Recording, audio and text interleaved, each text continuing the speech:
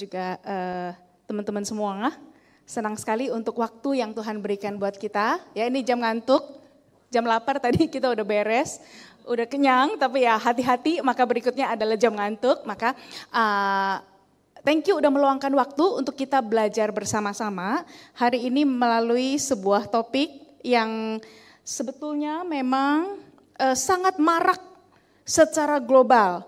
Jadi ya ini udah nyambung Pak Irwan. Nah jadi saya kasih ini ya. Jadi sebenarnya kita hari ini itu adalah lebih cocok sebenarnya kita membahas buku. Tapi bukan buku biasa, maksudnya kita bahas aja bahwa kita udah pernah baca dan karena bagus kita yang lain perlu baca, tidak sekedar seperti itu. Tapi karena ini adalah satu isu yang sangat penting secara global. Jadi sekitar 2 tahun yang lalu saya melihat buku ini ada di rak buku baru Periplus Bandara, begitu ya. Judulnya The Anxious Generation. Saya jarang beli buku hardcover. Saya jarang, karena saya suka bawa kemana-mana agak berat gitu. Nah tapi yang kali ini tuh ya saking gak tahannya, jadi akhirnya The Anxious Generation, karena saya langsung tertarik dengan apa yang membuat penulisnya menulis buku ini. Jadi Jonathan Haidt, dia adalah seorang psikolog sosial yang sangat jago. Kemudian dia sebenarnya lagi melakukan penelitian lain, teman-teman. Dia lagi melakukan penelitian lain, enggak lagi meneliti anak remaja yang kebanyakan main gadget, tidak lagi begitu. Kemudian data-data masuk, terus kita kan kalau penelitian ada yang namanya data sampingan gitu ya. Jadi ada data yang saya mau cari itu ini, tapi ada setumpuk data yang seolah-olah sampai teriak-teriak minta ditengok begitu. Kenapa data teriak-teriak? Ya, data teriak-teriak karena signifikan, karena ada sesuatu yang kita nggak bisa abaikan gitu. Nah, data yang teriak-teriak, yang tadinya bukan fokus dia, adalah data bahwa kesehatan mental anak-anak kita sekarang, generasi Z dan generasi Alpha itu sangat memprihatinkan gitu. Itu datanya. Sehingga dia ngomong gini, aku sampai nggak bisa tutup mata begitu. Jadi akhirnya terbitlah buku ini, singkat cerita begitu ya, setelah melewati dengan rupa-rupa penelitian dan sebagainya. Nah teman-teman, sepertinya saya pernah info beberapa tahun lalu, ada buku berjudul iGen yang ditulis oleh Jean Twenge, ini seorang profesor. Buku ini terbit beberapa tahun sebelum The Anxious Generation. Nah ini buku yang bagus luar biasa, tapi memang dia ini peneliti. Sehingga bahasanya mungkin agak sangat penelitian bau-baunya begitu. Tapi saya menemukan bahwa buku-buku setelahnya banyak dibangun di atas dasar statistik dia. Jadi ini buku yang sangat bagus. Kemudian Jonathan Haidt, dia juga dengan fair menyebut bahwa ini lahir, salah satu bidannya adalah buku itu. Jadi artinya adalah penelitian-penelitian ini sungguh valid. Penelitian-penelitian ini sungguh valid. Jadi kita percaya hasil statistik dan hasil penelitian tergantung siapa yang meneliti, kadang-kadang gitu ya kan. Kita nggak bisa bilang, nih banyak nih orang narkoba nih, siapa yang bilang gitu. 70% nih, kadang-kadang 70%-nya juga hasilnya salah dapetnya. Atau hasilnya betul tapi kesimpulannya salah. Nah saya mau memastikan teman-teman bahwa apa yang nanti disampaikan oleh buku ini itu adalah sudah melalui berlapis-lapis penelitian yang cukup valid gitu ya. Nah jadi the great rewiring adalah sebutan bahwa tuh kayak otak anak kita itu kayak disusun ulang gitu. Ya kayak disusun ulang, bukan lahirnya begini, enggak begini. Lahirnya memang suka gadget, enggak juga begitu. Tapi kayak disusun ulang oleh sesuatu ya. Nah jadi ini sudah muncul bahasa Indonesianya ya. Bahasa Indonesianya di Gramedia dengan cover yang sama, judulnya Generasi Cemas. Generasi cemas, mungkin lebih jelas kalau kita kasih generasi pencemas, dikit-dikit cemas gitu. Mereka nggak mau, tapi dikit-dikit cemas. Anak sekarang gampang mengungkapkan istilah-istilah anxiety. Aduh, anxiety gue lagi tinggi nih, gitu. Ya, saya menemukan mahasiswa juga tahu banget terus pinter mendiagnosa dirinya sendiri gitu ya. Itu ada bagusnya, ada jeleknya gitu. Lause, tadinya aku pikir ya, aku tuh ADHD. Tapi itu ternyata sebenarnya anxiety-nya tinggi banget. Lause tahu ketika aku lagi begini istilah-istilahnya sampai saya kurang bisa ngikutin juga gitu. Ya, gimana gitu. Oh, aku mungkin juga rada-rada borderline. Baiklah, kenapa kamu bilang begitu ya? Sampai ada satu anak cerdas luar biasa, sampai saya bilang gini, I kayaknya agak lemot nih, belum terlalu follow ya. Pertanyaanmu ini penting, tapi supaya Lause nggak salah jawab, I mikir dulu ya gitu. Saya sampai terus terang begitu karena jangan nanti sembarangan saya jawab. Karena dia search dengan tadi ya, ChatGPT itu udah luar biasa.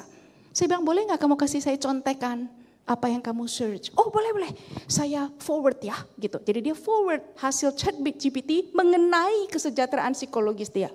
Jadi anak sekarang tuh luar biasa. Ya, jadi kita hari ini tidak memusuhi gadget. Bukan.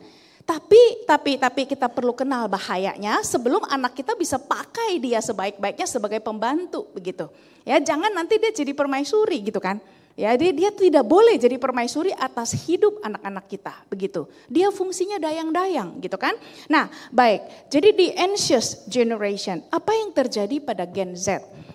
Sebenarnya dalam 1 jam ya, kayaknya hampir tidak mungkin karena bukunya segini. Ini bukunya aja segini gitu ya. Nah, jadi tapi kita akan coba poin-poin pentingnya. Saran saya teman-teman nanti baca lagi gitu ya, pasti seru. Nah, jadi apa yang terjadi pada Gen Z lahir setelah tahun 95. Ya, jadi setelah angkatan millennials stop di tahun 95.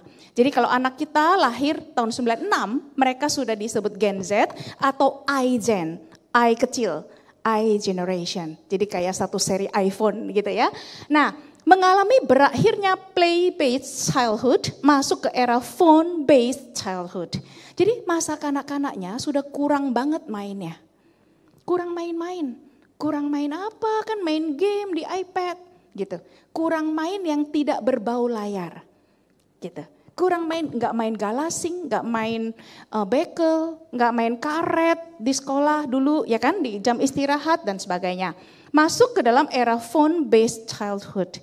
Ya, paling gampang adalah anak yang mungkin kelahirannya pun divideoin pakai kamera HP. Itu adalah iGen. Karena ya memang sudah se-smartphone itu, begitu kan? Mengapa bisa begitu? Ada 2 faktor besar. Angkat tangan yang masih pernah memiliki HP seperti yang di atas. Ya kan? Nah, itu ya. Waktu punya HP seperti itu, angkat tangan lagi. Siapa yang sering lupa bawa? Ya kan? Nah, saya dulu mau ke Depok, dikasih bekas papa, Motorola, saya masih ingat. Dia kesel banget karena saya sering lupa bawa.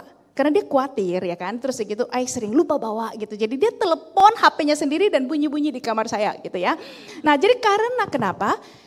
Munculnya smartphone, 2 faktor besar. Waktu zaman HP ini sama smartphones beda kemampuannya langit dan bumi. Ya kan?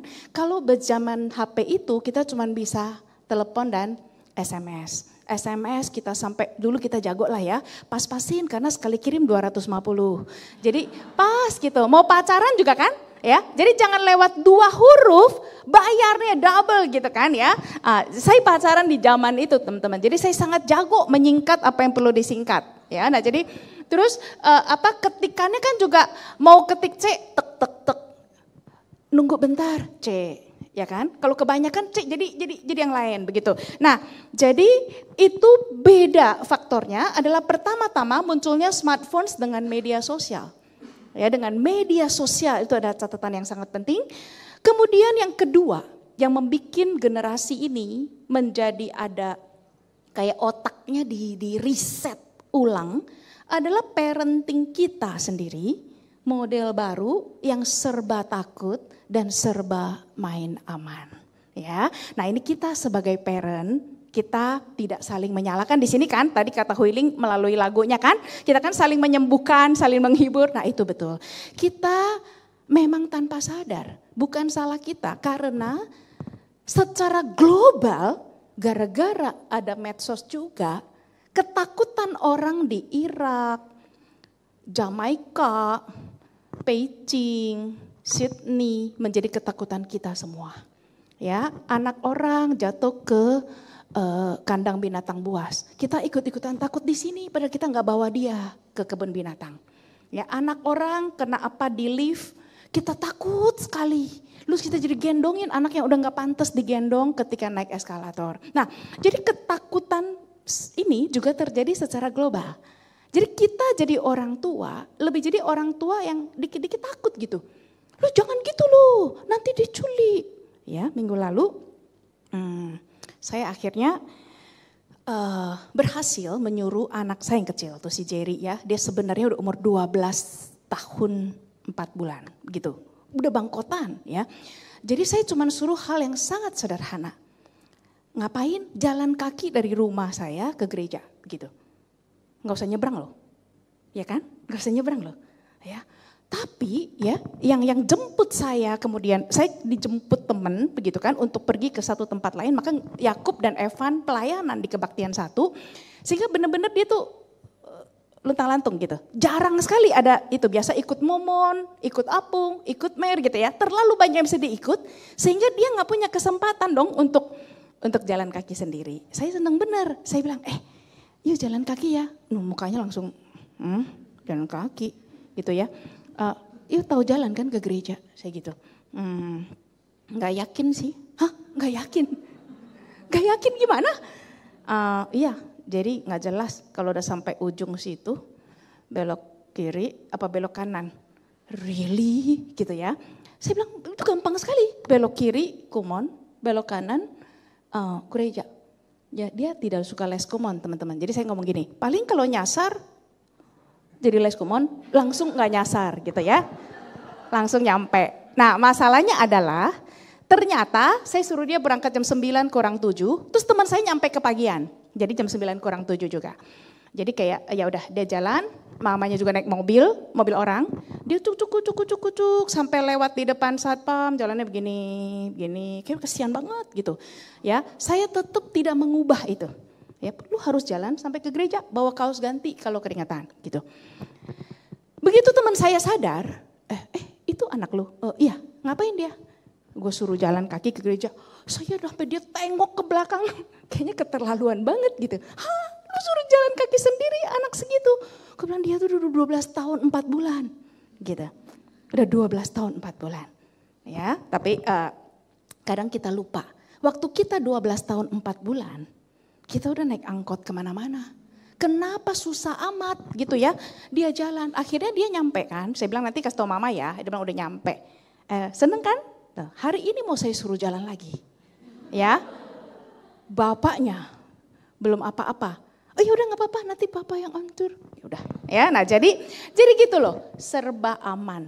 Ketika masih bisa dimudahkan, mudahkanlah. Begitu, kita nggak sadar kan? Kita nggak sadar, mama bisa antar, antar. Justru jangan dimudahin.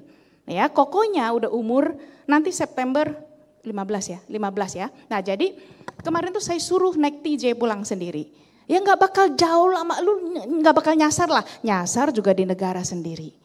You harus tahu, anak 15 tahun harus tahu kalau nyasar gimana gitu kan. Nah jadi kadang-kadang kita suka kurang aware. Yang mereka butuhkan bukan perlindungan yang lebih banyak.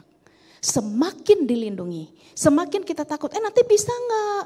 Kartu flashnya nanti hilang nggak? Kalau hilang gitu, orang belum jalan, udah kalau gini gimana, kalau gitu gimana? Kalau salah naik bus kamu ke arah Jelambar loh, terus kenapa? Gitu kan? Ya, nanti ke Kalideres, terus kenapa gitu. Nah kitanya yang begitu, kita lebih anxiety betul. Ya, kita yang anxious sebelum mereka anxious. Nah akhirnya mereka jadi, loh berarti gue gak bisa dong gitu. Ya, berarti gue gak bisa. Berarti gue nih kalau gak dijemput, gue gak bisa pulang. Waduh, saya rasa tidak senonoh itu namanya benar-benar untuk anak berumur 15 tahun. Tentu kalau 3 tahun jangan ya. Jadi jangan 3 tahun pulang sendiri, jangan gitu kan. Nah jadi smartphone dan medsos. Munculnya smartphone adalah pada tahun 2007 mengubah hidup hampir semua orang di dunia. Tadi Huiling juga katakan, kita pun yang gede keubah. Ya kan? Teman-teman gak sadar, iseng scroll 2,5 jam gitu. Ya kan? Terus aku kayaknya nggak ngapa-ngapain dia. Terus ya, gue nggak ada waktu lah. Tiap hari juga gue kalau sebelum jam 11 kayaknya hidup gue masih penuh. Penuh apa gitu kan, ya kan. Tadinya mau WA, mau balas WA Lady misalnya. Mau kasih tahu Lady begini. Masuk WA lain. Buka dikit ini. Orang kasih link Instagram, tengok dikit itu. Taruh lagi setelah 40 menit. Lupa WA Lady. Sering gitu? Ya kan? Nah ini mengubah hidup hampir setiap orang. Lalu mulai tahun 90-an sebetulnya, ini kita masih ngalamin ya. Saya masih kuliah tuh tahun segitu. Tahun 90-an komputer pribadi ada. Terus ada akses internet modem. Bunyinya siapa yang masih ingat? Ya kan, yang menusuk telinga itu tuh, ya kan. Terus kadang-kadang kita lagi, ada telepon masuk, ya kan, putus gitu kan. Nah, teman-teman, tahun 90-an muncul komputer pribadi dan akses internet modem. Lalu dihitung sejak itu, rentang 10 tahun tidak terjadi penurunan kesehatan mental anak dan remaja. Jadi punya akses internet salah nggak? Enggak. Mempengaruhi kesejahteraan mental enggak? Enggak. Buka komputer bikin tugas, bikin kesejahteraan mental menurun enggak? Enggak. 10 tahun enggak terjadi apa-apa. Tapi 2010 ya, iPhone 4 mulai muncul dengan kamera depan dan Instagram hadir. Ini kemudian menjadi satu gelombang gede pertama pengubah. Pertanyaan saya, kenapa? Apa yang beda? Kalau iPhone jadi punya kamera depan dan hadirnya Instagram. Manusia jadi bisa apa? Selfie, bagus sekali. Udah selfie terus apakah simpen sendiri? Bisa di-post. Nah itu ternyata yang menjadi perbedaan signifikan. Gelombang kedua adalah tahun 2012 sampai 2013 smartphone ditambah lagi sama media sosial. Ya banyak bermunculan, kesehatan mental langsung menurun drastis, langsung. Nah, sebelum kita bahas itu lebih lanjut, ya apa yang dirampok dari anak-anak kita adalah ini. Jadi bermain bebas, bukan bermain gadget, bukan bermain game di iPad, tablet, komputer, bukan semua itu. Bermain bebas yang sama manusia lain itu, gitu kan? Bermain bebas adalah kerjaan wajib masa kanak-kanak. Ya, kita tidak bisa mengelis cukup pentingnya bermain. Sekarang makin banyak psikolog menulis pentingnya bermain, tolong dikasih main begitu, ya. Nah, belajar dari kesalahan, perkembangan emosi, penyesuaian dengan orang lain, serve and return. Artinya, yuk kalau mau tendang bola nggak bisa you terus, you perlu giliran, gitu kan? Kalau misalnya kamu bikin kesalahan, tim kamu rada ngomel gitu, itu adalah sebuah kewajaran. You gak bisa muka busuk gitu kan. Nah jadi itu kejadian tuh. Minggu lalu anak saya ikut tanding, timnya juara 1. Pulang-pulang kok ada awan gelap gitu ya. Terus saya tanya, gimana hari ini happy gak? Mayan gitu ya. Ternyata bapaknya bilang, dia buat kesalahan teman-teman. Dia buat kesalahan lalu temennya tegur. Itu sebuah kewajaran bukan? Dia bikin tim lawan dapat poin gitu loh. Ya wajarlah ditegur gitu kan. Kamu sim gitu kan, mungkin gitu. Orangnya tersinggungan gitu ya. Jadi begitu ditegur, berubah mukanya. Berubah jadi bete. Setelah jadi bete tidak senang, coach jadi amat sangat jarang menurunkan beliau untuk ikut main gitu. Tapi yang namanya juara 1 kan milik bersama ya. Lu muka busuk, lu gak terlalu berperan, lu tetap juara 1. Itu tim. Nah akhirnya ya kami sepakat ya. Jadi karena papanya nonton langsung, kemudian kita bahas ini sebagai satu masalah yang perlu kita urus. Kayak gitulah ya. Bahwa justru you main itu bukan juara-juaranya yang penting gitu kan. Tapi adalah bagaimana nih ini semua ada di situ gitu. Kita mau ngomong 1000 kali pun, kamu harus gini, kerjasama harus baik, mencintai teman. Kalau nggak ada kondisi untuk mengetes dan latihan semua itu, nggak efek. Kayak kita baca buku, bacanya banyak gitu kan. Buat apa kalau nggak ada prakteknya seperti itu ya. Nah, Penyesuaian dengan orang lain. Udah gitu ada social learning. Ini bagus banget ya. Social learning itu adalah belajar secara sosial. Begitu kita dilempar masuk ke sebuah komunitas baru, anak belajar dua hal. Satu adalah conformist bias, satu adalah prestige bias. Artinya begini, begitu dia masuk ke sebuah komunitas, Pasutri GMI Immanuel misalnya, dia langsung dia akan lihat, kita tanpa sadar gitu kok, kita normal, kita akan lihat gimana ya cara aku menyesuaikan diri agar diterima di grup ini, gitu, ya. Aku tiba-tiba kalau hadir Pasutri pakai piyama, aku diterima nggak ya? Enggak, pasti, ya kan? Aneh sendiri begitu kan? Nah, ini juga yang kedua adalah prestige bias. Apa itu prestige bias? Dia akan ngukur-ngukur. Kita sebagai manusia normal, kita akan ngukur-ngukur. Apa sih yang dihargai dalam grup ini? Gitu. Ya, misalnya yang dihargai adalah misalnya tadi ya khotbah yang tadi, orang yang hidup kudus berpadanan dengan Kristus misalnya gitu ya. Maka jangan coba-coba udah mau jadi pengurus P3MI tapi ceritanya masih curang di kantor. Mau pengurus remaja tapi masih menyontek di sekolah, hal-hal seperti itu. Nah, ini kita belajar social learning seperti itu. Ini anak cuman bisa belajar kalau apa teman-teman? Kalau kecemplung di kolam itu, bukan dari atas kolam. Ini mereka kayak ikan-ikan belajar berenang gitu. Kalau kita bilang ya lu yang manis ya sama orang ya, jangan cepet marah, jangan cepet tersinggung. Saya udah ngomong ribuan kali teman-teman.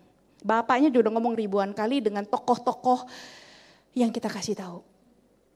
Hasilnya nggak nol sih, ya, tapi dia tetap struggle kan. Ya walaupun dia udah berubah banyak banget tuh. Nah, tapi cemplung lagi. Doa kami adalah semakin banyak kalah, semakin baik gitu. Kenapa? Karena kalau menang terus, kita harus pindahin dia ke kolam di mana dia bisa kalah gitu. Supaya kalau jadi menang kan gak usah belajar. Menang tuh gampang gitu kan. Kalah itu susah gitu. Nah puji Tuhan dia seneng banget futsal. Dan yang lebih hebat lagi Tuhan tahu seberapa yang perlu Tuhan karuniakan untuk cukup bagi dia. Artinya dia gak jago-jago amat. Beneran. Itu perlu disyukuri. Karena dia sangat suka, tapi dia gak terlalu jago. Itu berkat loh. Ya kan? Jadi dia setiap kali harus melawan dirinya, banyak orang lebih hebat gitu. Setiap hari lu udah kalah, masih pengen main. Nah itu yang kita targetkan. Ini semua lewat permainan teman-teman. Ini semua lewat permainan. Periode sensitif perkembangan otak adalah pada masa 10-15 tahun.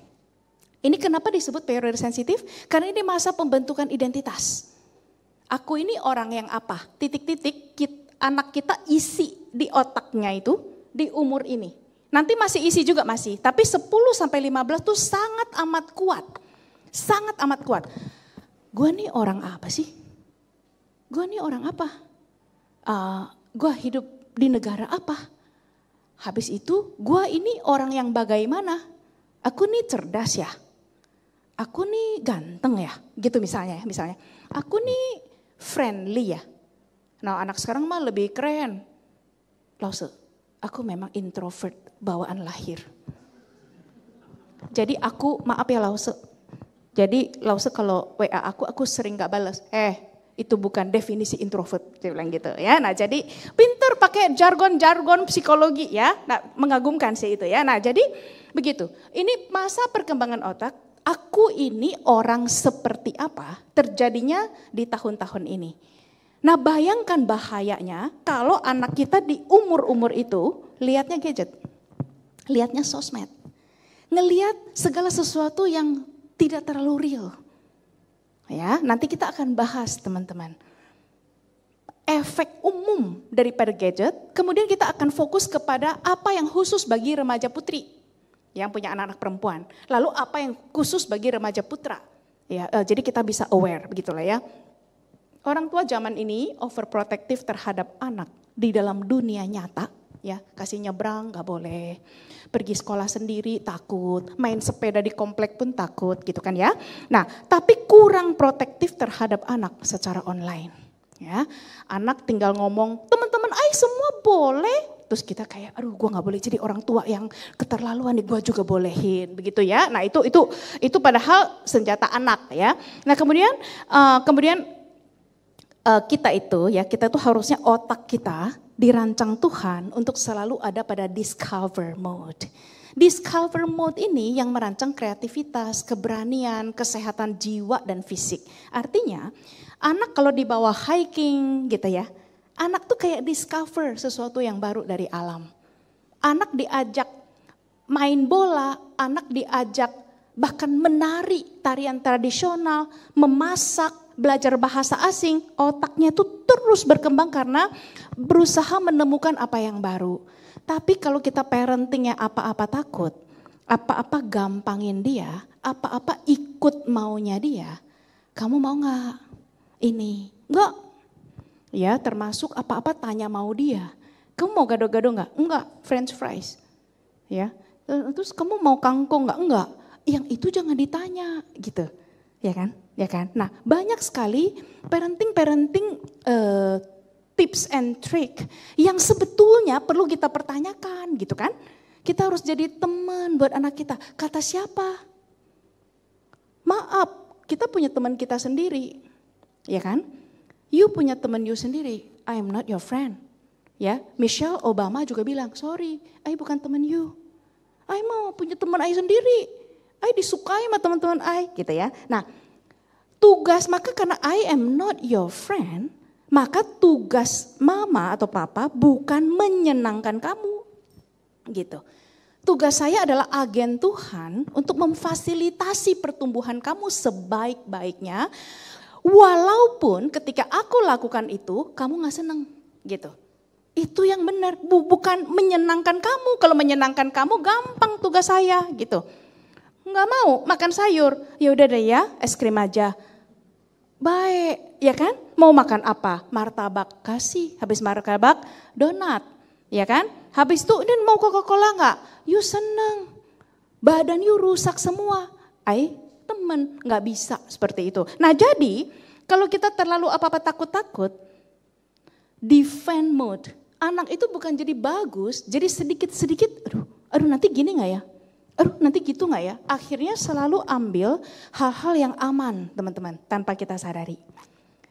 Mereka akan ambil yang aman, karena takut celaka, takut jatuh, takut bahaya. Kuliah ambil ini aja, enggak deh susah, ambil yang ini gitu. Semua yang aman, yang pasti lulus aja gitu. Yang udah lulus pasti ada lapangan kerja, siapa yang bisa prediksi gitu ya, dan lain-lain. Oke. Ya, anak-anak kita tuh aslinya tahan banting, anti-fragile. Ya, perlu main yang beresiko agar discover mood berkembang. Bahkan anak kecil kalau lari-lari jatuh jangan langsung digendong kan gitu kan? Iya kan? Kita jangan langsung gendong, puk. Dia pasti ketika puk, dia sebenarnya nggak gitu tahu reaksinya apa. Dia akan lihat orang tuanya. Terus orang tuanya, aduh, begitu. Jadi dia nangis gitu. Oh ini udah heboh nih gitu. Ya, tapi kalau misalnya nih buruk-kubrak gitu kan ya. Aduh sakit ya. Terus dia lihat orang tuanya. Jatuh. Ayo pelan-pelan bisa bangun sendiri. Oh iya ya. Tapi agak sakit. Nyut-nyut ya. Ya diakui ya sakitnya. Iya ya sakit gak apa-apa ya. Normal ya gak apa-apa ya. Pintar kamu bisa bangun sendiri. Nggak jadi nangis dah gitu. Nah jadi ini jangan semua terlalu di save begitu ya. Jadi kita tidak boleh ada fearful parenting, sampai ada istilah baru teman-teman. Parenting dengan rasa takut. Sama safetyism, ya, keinginan untuk membuat anak super duper aman. Ya, tahun lalu ketika saya bawa Evan ke Singapura untuk periksa mata, jadi tadinya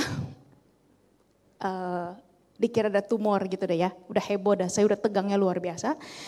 Puji Tuhan ternyata tidak apa-apa, tapi saya tuh otaknya tuh masih itu tuh defend mode, jadi nggak ngerti, tidak apa-apa, saya bengong gitu kan. Hah, tidak apa-apa, berarti baik-baik aja gitu ya. Nah jadi akhirnya terus saya tanya, Evan, jadi gimana gitu ya? Terus dia bilang, Evan mau pulang, dia bilang, karena saya masih ada jadwal. Evan mau pulang mah, Evan sendiri aja. Oke, pulang sendiri. Dia kalau yang gede ini memang nekat teman-teman. Jadi dia bilang dia pulang sendiri. Saya pikir good idea. Ya, jadi bapaknya juga oke. Ya begitu. Karena Singapura negara yang serba aman banget dan ini udah deket banget kan ke Indonesia. Jadi oke, kita kasih. Siapa yang deg-degan? Kepala bandara bagian Citylink. Ya, benar-benar si ibu-ibu itu ya. Jadi dia rapi, berkonde, tegas gitu ya. Madam, ya, I really need to ask you. Kok you bisa biarin anak you? Saya bilang, you benar-benar sure?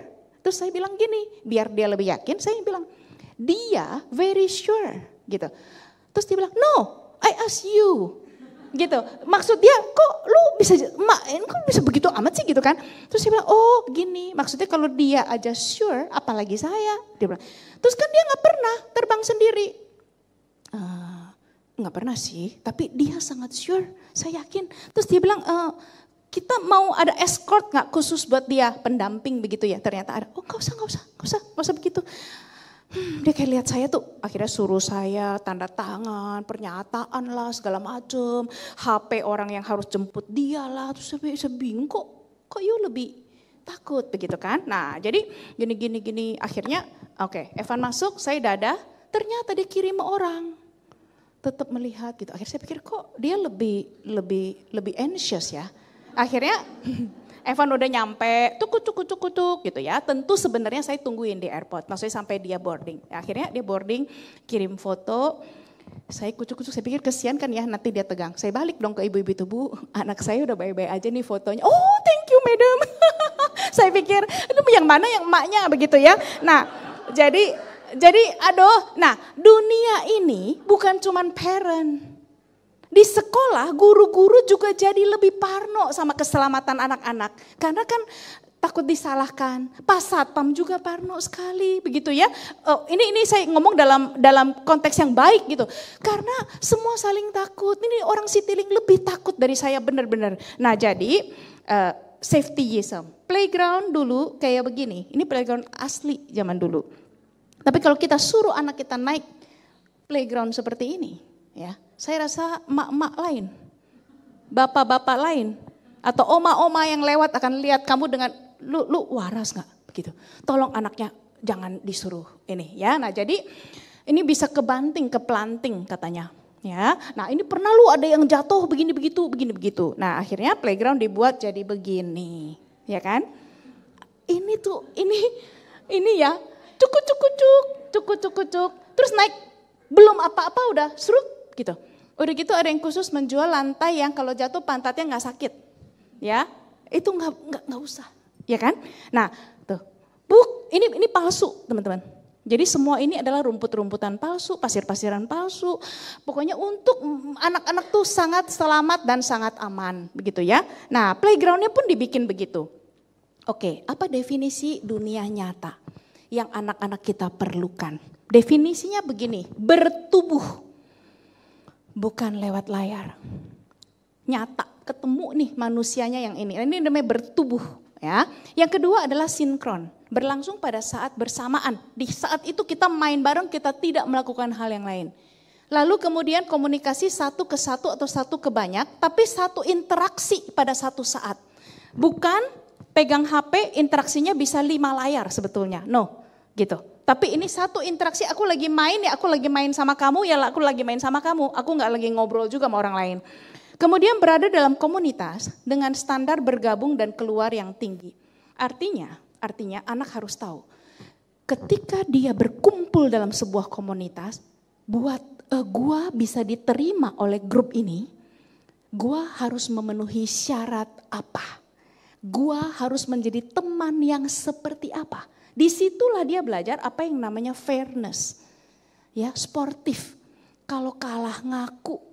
Saya senang sekali sama coach anak saya, bukan karena mereka selalu menang, mereka sangat sering kalah, ya, sangat sering kalah. Tapi saya nggak sengaja pilih yang kalah, bukan gitu ya. Nah, tapi maksudnya saya senangnya begini, anak-anak hasil didikan dia, dan dia kalau anak-anak lomba ya, dia santai loh gini. Enggak yang ambisius, suruh-suruh, santai gitu. Lihat-lihat, masuk senyum, enggak masuk juga senyum gitu. Saya pikir itulah harusnya kita sebagai orang tua. Ya, jangan kita gila kompetisi, gila pialanya. No. kompetisi itu bukan diciptakan untuk pialanya. Jadi lihatnya santai gitu, senyum-senyum gitu. Yang saya sangat suka, setiap anak dari grup dia itu, duduk lari-lari buk, misalnya kesengkat orang atau ketendang orang. Maka anak tersebut akan pegang sebentar anak yang ini. Sorry, are you okay? Gitu. Aku lebih lihat itu. Ya, aku nggak gitu bisa lihat hitungan gol gitu ya sebenarnya. Nah jadi, sorry, are you okay? Oke, jadi saya pikir itulah yang lu perlu ajarkan. Sportivitas. Ya kalau nanti memang dikasih talent dan latihan yang cukup untuk menang, ya syukuri. Tapi kan nggak mungkin semuanya menang begitu kan. Nah jadi itu loh, berada dalam komunitas dengan standar bergabung dan keluar yang tinggi. Jangan kalau kalah atau kalau nggak kepilih main atau kepilih jadi cadangan, you mukanya busuk. Atau you banting sesuatu. Maaf, nanti kamu nggak lagi kita anggap tim gitu. Nah itu yang disebut standar yang bergabungnya tinggi. Sebaliknya dunia maya itu tidak bertubuh ya. Nah bayangin ya, semuanya lihat HP. Ya kan, ngomong sama orang yang berbeda-beda gitu kan. Lalu sangat tidak sinkron ya, melalui postingan teks dan komentar. Saya postingnya kemarin tengah malam, mungkin Hadi komentarnya baru tadi pagi. Nanti di komen lagi orang siang dan sebagainya, ya nggak sinkron. Lalu komunikasi satu ke banyak dan pendengarnya skala besar, paralel banyak interaksi. Nah komunitas dengan standar bergabung dan keluar yang sangat rendah. Kalau nggak suka unfollow, nggak suka block, nggak suka leave group begitu. Ya, nah jadi ini kita ini menjawab pertanyaan mengapa John Twenge ya hasil penelitiannya salah satu yang sangat menyedihkan adalah kesepian paling tinggi sekarang generasi Z ini sangat kesepian padahal followers banyak, komunitas banyak, temennya seolah-olah banyak tapi karena kayak gini nih komunitasnya. Ya standar bergabungnya rendah, ntar sebentar nggak seneng keluar, nanti bubaran begitu. Ya gampang dibentuk, gampang bye-bye. Nah orang benar-benar kesepian. 4 bahaya besar bagi anak kita secara umum, kalau kita kebanyakan kasih gadget ya adalah keterampokan sosial, social deprivation. Mereka tuh wah sangat lancar kalau ngomong komunikasi di dalam sosmed. Tapi kalau ketemu orang, nggak tahu mau ngomong apa, ya, tidak punya skill interaksi sosial yang baik. Ya ngomong sama guru tuh sampai stres. Ya guru-guru sampai stres karena merasa anak-anak tidak hargai. Saya bilang bukan, mereka nggak punya skillnya, bukan nggak menghargai gurunya, bukan gitu. Ya nggak tahu caranya. Mereka kalau WA guru nggak pakai kayak kita dulu pikir ya, selamat pagi. Miss Hani, saya Elis, anak kelas 4-2, saya mau permisi tanya, begitu. Kita gitu kan? Ya. Kita ditanya, hari ini ada ekskul gak? Ada guru-guru yang gitu. Hari ini ada ekskul gak? Tanya siapa? Hari ini ada ekskul gak? Gitu. Saya sampai bikin format, teman-teman. Hari ini di ruangan berapa? Terus saya gini. Selamat siang Lause Elis gitu. Saya menyebut diri saya sendiri. Selamat siang Lause Elis. Andy pengen tanya, namanya bukan Andy ya. Andy pengen tanya, apakah hari ini kuliah kelasnya dipindah? Terus saya bilang gini, coba di kopas kirimin Lause lagi gitu. Oke. Oke-nya pakai K. Oke. Gitu. Terus dia kopas. Nah. Terus saya seolah-olah itu hasil beri. Oh baik Andy hari ini iya benar pindah kelas ke kelas 502. Begitu terus berkali-kali lama-lama bisa udah gak kopas gitu. Jadi bukan gak sopan, bukan. Cuman kita bacanya kan kalau gak ini kan beda amat sih gitu. Itu gaya bicara mereka karena kagak tahu skill sosial. Yang kedua adalah keterampokan waktu tidur. Ya, saya pakai kata ini karena memang sekeras itu, dirampok waktu tidurnya tanpa mereka sadari. Ya, jadi pegang HP, layar itu sebelum tidur adalah salah satu penyebab kualitas tidur buruk yang paling besar. Ini berlaku untuk kita teman-teman. Ya, berlaku untuk kita. Bukan karena saya suka baca buku, tapi benar-benar hasil penelitian bilang, kalau baca buku sebelum tidur, bikin tidurnya lebih nyenyak. Coba.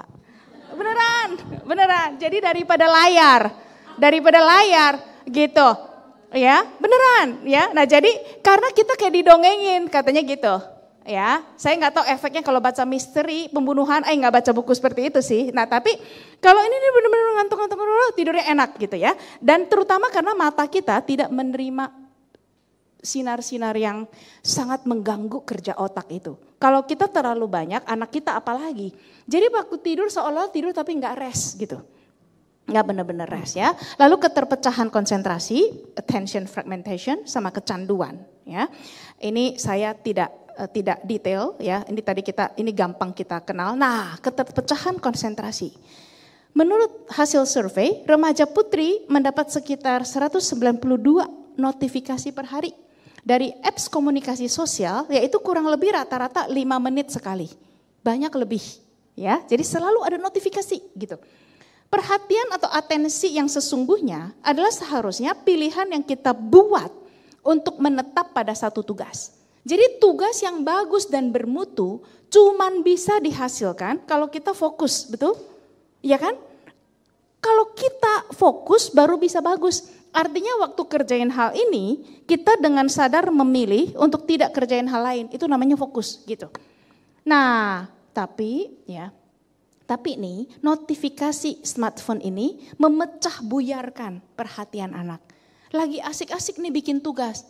Ya, jadi jangan pasang WA di laptop, termasuk kita kok, gitu. Kita lagi bikin nih laporan pekerjaan, ting ting ting, tuh kelihatan tuh. Kalaupun nggak pakai ting ting, itu ijo-ijo, terus meningkat merah-merahnya. Pengen lihat dikit, langsung bablas, minimal 25 menit. Nah, jadi akhirnya nggak ada lagi satu karya yang benar-benar bagus, yang bisa kita hasilkan, karena kita buyar terus. Kayak ikan mau berenang lurus nggak bisa, karena sepanjang jalan kayak si Nemo tuh gitu ya, kayak sepanjang jalan bingung, sepanjang jalan ada ini nggak nyampe begitu. Itu sama kita. Kemudian yang sangat parah adalah faktor keempat, yaitu kecanduan. Nah, kecanduan. Apa pola yang sama terjadi pada judi, narkoba, media sosial, game online, dan pornografi? Benang merahnya apa? Benang merahnya adalah pola kecanduan. Ya, pola kecanduan ini bahkan kalau kita Google, dia keluar gambarnya. Ya, pertama adalah munculnya trigger dari luar. Nih, ini ya. Nih, the hook model. Sampai dibikin sama psikolog. Ada namanya hook model. Ini saya cari gambar yang ada lucu-lucu gitu. Nah, pertama nih triggernya tuh bersifat eksternal, misalnya ada notifikasi. Ada notifikasi ya. Makin banyak notifikasinya nggak mau lihat gitu ya. Tapi kan jadi tahu ada notifikasi, ya kan? Terus mulai mikir otaknya. Apakah post gua yang tadi ini di likes ya? Berapa banyak ya yang like ya? Atau ada yang komen nggak ya? Gitu. Lalu karena pengen tahu, action. Udahlah buka sebentar, kenapa sih? Semenit gitu. Aku buka, buka. Nah, ini adalah faktor besar pembikin kecanduannya adalah yang ini teman-teman. Variable rewards. Apa maksudnya? Ada pemicu, ada perilaku untuk kita respon, tapi yang paling besar pengaruhnya adalah ini. Ya, variable rewards. Artinya ketika saya benar-benar jadi buka HP saya, buka Instagram, kadang-kadang ternyata tidak ada likes yang saya harapkan. Kadang-kadang ternyata tidak nambah komen. Tapi kadang-kadang ada, betul? Nah, yang kadang-kadang ada, tapi kadang-kadang bisa tidak ada, itu ternyata bikin candu. Oke? Kadang-kadang ada, kadang-kadang tidak ada. Dan otak kita crave itu. Aku pengen lihat gitu. Nah, habis itu jadi kita mau deh investasi. Karena di komen. Wah, cakep banget. Misalnya apalah yang kita post ya. Wah, keren banget pemandangannya gitu. Wah, kamu lebih muda 10 tahun. Cepet-cepet dah gitu misalnya. Nah, apalagi yang begini, rewardnya benar-benar yang kuimpikan misalnya, langsung kita invest waktu di situ. Nah ini puter-puter terus, membuat kita ke hook dan akhirnya kita tidak kerjakan yang harus kita kerjakan. Nah atau kita jadi ngintip story si A, itu storynya udah sampai kayak jahitan. Kita tanpa sadar ikutin kucing joget, ya nggak penting, ya kan? Dari sedikit. Nah terus AI kan sangat pinter, dia kan baca, ya kan? Kenapa tiba-tiba di Instagram kita bisa banyak sekali di apa sih? Pop up tuh kayak di suggest you kayaknya bakal suka nih orang ini. Benar gitu. Ya, itu bukan kebetulan, bukan, itu data yang diolah. Karena setiap kali kita lihat orang dengan tipe tertentu, kita lama. Ya, tapi kalau misalnya kita lihat orang dengan tipe lain gitu, kita kagak buka. Katakanlah misalnya setiap kali lihat temen post makanan, saya klik misalnya. Jadi lama kan?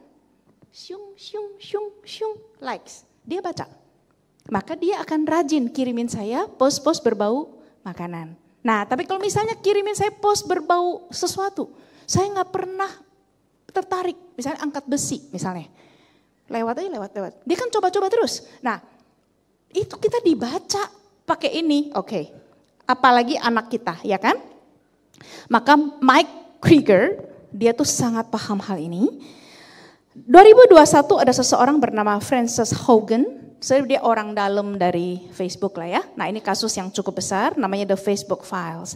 Jadi dia tuh men-screenshot dokumen internal yang mengatakan bahwa Facebook itu sebenarnya udah tahu bahwa anak-anak ABG itu sangat rapuh dan rentan terhadap medsos, tapi mereka sengaja memanfaatkannya gitu. Ya, Instagram juga begitu. Nah ini adalah kasus nyata yang terjadi di Instagram. Teman-teman gambar ini bahkan bisa dicari di internet gitu ya. Ini ada di dalam sini. Jadi secara khusus sekarang kita mau sorot. Tadi ada 4 besar ya penyebab keterampokan sosial, keterampokan waktu tidur, ya kan ya, waktu tidur, pecahnya atensi, pecahnya fokus sama kecanduan. Itu berlangsung untuk semua anak dan termasuk kita sebagai orang tua. Nah, secara khusus remaja putri. Ya, remaja putri, gambar ini dibuat oleh Alexis Spence pada April 2015, udah 10 tahun ya, saat dia tuh berusia 12 tahun. Ini ya di laptopnya tuh tertulis apa? Worthless, die, ugly, stupid, kill yourself. Tulisan di smartphone-nya itu adalah stupid, ugly, fat. Hina-hina tuh, body shaming gitu-gitu ya, dan ada suruh kill yourself. Nah, akhirnya anak ini menjadi anak yang depresi, kemudian mamanya tuh sampai terkenal kasus ini, mamanya sue Instagram ya. Karena Instagram you bilang anak udah umur 16 atau 14 baru boleh, tapi anak gue umur 12 bisa masuk pakai akun yang lain. Kalian pasti tahu cara untuk menyaringnya, tapi kalian tidak mau lakukan. Ya intinya akhirnya dia menang. Tapi mamanya bilang gini, mamanya tuh kalau nggak salah seorang perawat, jadi orang yang sangat memperhatikan perkembangan anak. Dia bilang gue bukan orang yang meneglek anak, bukan. Aku sangat sering berada bersama anakku, tapi ini pun bisa terjadi. Jadi jangan kira anak-anak kita itu imun dari semua ini, dia bilang. Kenapa saya sebel sekali sama medsos, dia bilang, karena mereka itu memang mengincar anak kita lah gitu ya. Maksudnya kayak anak kalau udah cemplung di dalamnya tuh susah keluar. Apalagi di masa pembentukan identitas seperti itu. Dia bilang saya tuh gak seneng kok menang kasus ini dari Instagram. Saya cuma pengen selamatin ibu-ibu dan anak-anak lain dan orang tua lain, dia bilang. Tapi anak saya mengalami depresi yang sangat berat. Dan bertahun-tahun sampai dia usia 19 itu baru mulai membaik. Bayangkan teman-teman, ini yang sempat selamat loh. Yang tidak sampai akhirnya bunuh diri dan sebagainya. Ini yang mamanya tuh sangat alert. Umur 12 begini, umur 19 baru mulai sembuh, bayangkan gitu. Jadi kita berdoa dan berusaha supaya hal-hal tersebut tidak perlu anak kita hadapi, ya, alami. Nah, Kenapa khusus remaja putri? Kenapa khusus remaja putri? Penelitian yang korelasional membuktikan pemakaian media sosial menyebabkan, ya benar-benar menyebabkan kecemasan, depresi, penyakit dan keluhan kejiwaan lainnya pada remaja. Jadi ini sumbernya, ya. Jadi bukan hanya ada hubungannya, menyebabkan gitu. Ya, jadi ada penyebabnya. Mempengaruhi kelompok bukan hanya pribadi. Anak perempuan lebih banyak bersosmed daripada anak laki-laki, begitu, ya. Kenapa putri lebih rentan? Kenapa putri? Ya, kenapa ibu-ibu juga lebih rentan daripada bapak-bapak ketika ada yang bilang gendut? Gitu kan? Enggak usah ada yang bilang sendiri, aduh kok gendut banget nih gitu misalnya, ya kan? Ya, emang gue udah kelihatan, lucu dah ya, teman kuliah saya bilang, tadi baru ke Starbucks, masa gue dipanggil tante? Terus kita kayak, iya tante, lu udah tante-tante. Kita kan udah tante-tante, ya kan? Iya tapi kan gak enak didengar banget, harusnya dong di training. Ya mau panggilnya apa? Cici kek? Hah Cici? Itu anak magang kuliah. Anak lu kan juga lagi kuliah. Berarti lu tante-tante dong. Lu kan segede emak dia kan gitu kan. Nah kan gitu kan ya. Nah jadi saya waktu itu 2 tahun yang lalu saya masuk kelas. Terus saya cari icebreaker sama anak-anak. Terus saya bilang, Lausuk pengen beli HP nih. Tapi itu memang benar. Itu memang benar. Jadi saya bilang, Lausuk pengen beli HP nih. Ada yang anggota keluarganya pakai Samsung A sekian-sekian, saya udah gak inget ya. Terus dia bilang, oh ya Lausuk, bantuin dong, kalian kan lebih tahu HP. Orang gaptek nih ya, kalau gini-gini bener-bener cocok gak? Terus seorang ketua kelasnya anak perempuan, dia ngomong begini, oh cocok banget Lausuk, itu cocok banget Lausuk, mesti beli aja. Itu memang cocok buat orang tua. Hah? Gitu ya? Hah? Oh, cocok buat orang tua. Iya, cocok Lausuk. Papi aku juga pakai. Oh iya, papi lu kan orang tua. Jadi juga orang tua. Karena dia lihat muka saya nggak usah jauh-jauh meneliti juga tahu ya kan. Saya kira-kira semana. Nah, jadi anak perempuan, wanita di seluruh dunia ini ya lebih terpengaruh perbandingan sosial dan perfeksionis sosial. Misalnya ya. Ada yang menikah di rumah. Terus yang pakai mua siapa? Yang pakai mua ada nggak laki-laki selain pengantin pria? Nggak ada kan? Nggak ada kan kakaknya yang menikah, cowok kokonya. Gue juga dong diiniin mua, kayak jarang banget gitu kan? Ya kan? Nah, yang pakai mua siapa? Perempuan. Kenapa? Karena ya memang secara sosial ada perbandingan sosial dan perfeksionisme sosial yang kita tidak sadari. Kita tidak sadari. Ya, terus semua orang setelah didandan ngarepnya apa? Aduh, Bang Ling lebih muda gitu. Ya kan? Kalau aduh benar-benar bagus dandannya persis kayak umur lu yang sesungguhnya. Nggak ada orang muji begitu. Ya kan?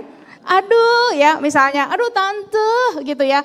Ya ampun kayak 50-an, gak usah lihat pun kita tahu tante yang dipuji umur berapa?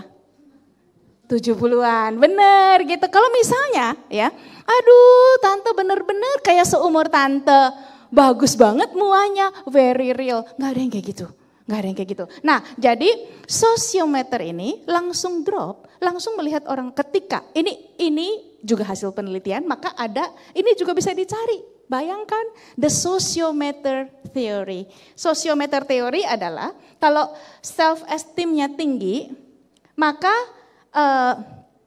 kemungkinan untuk merasa ditolak rendah. Karena kan dia self esteemnya tinggi kan, rasa percaya dirinya tinggi gitu.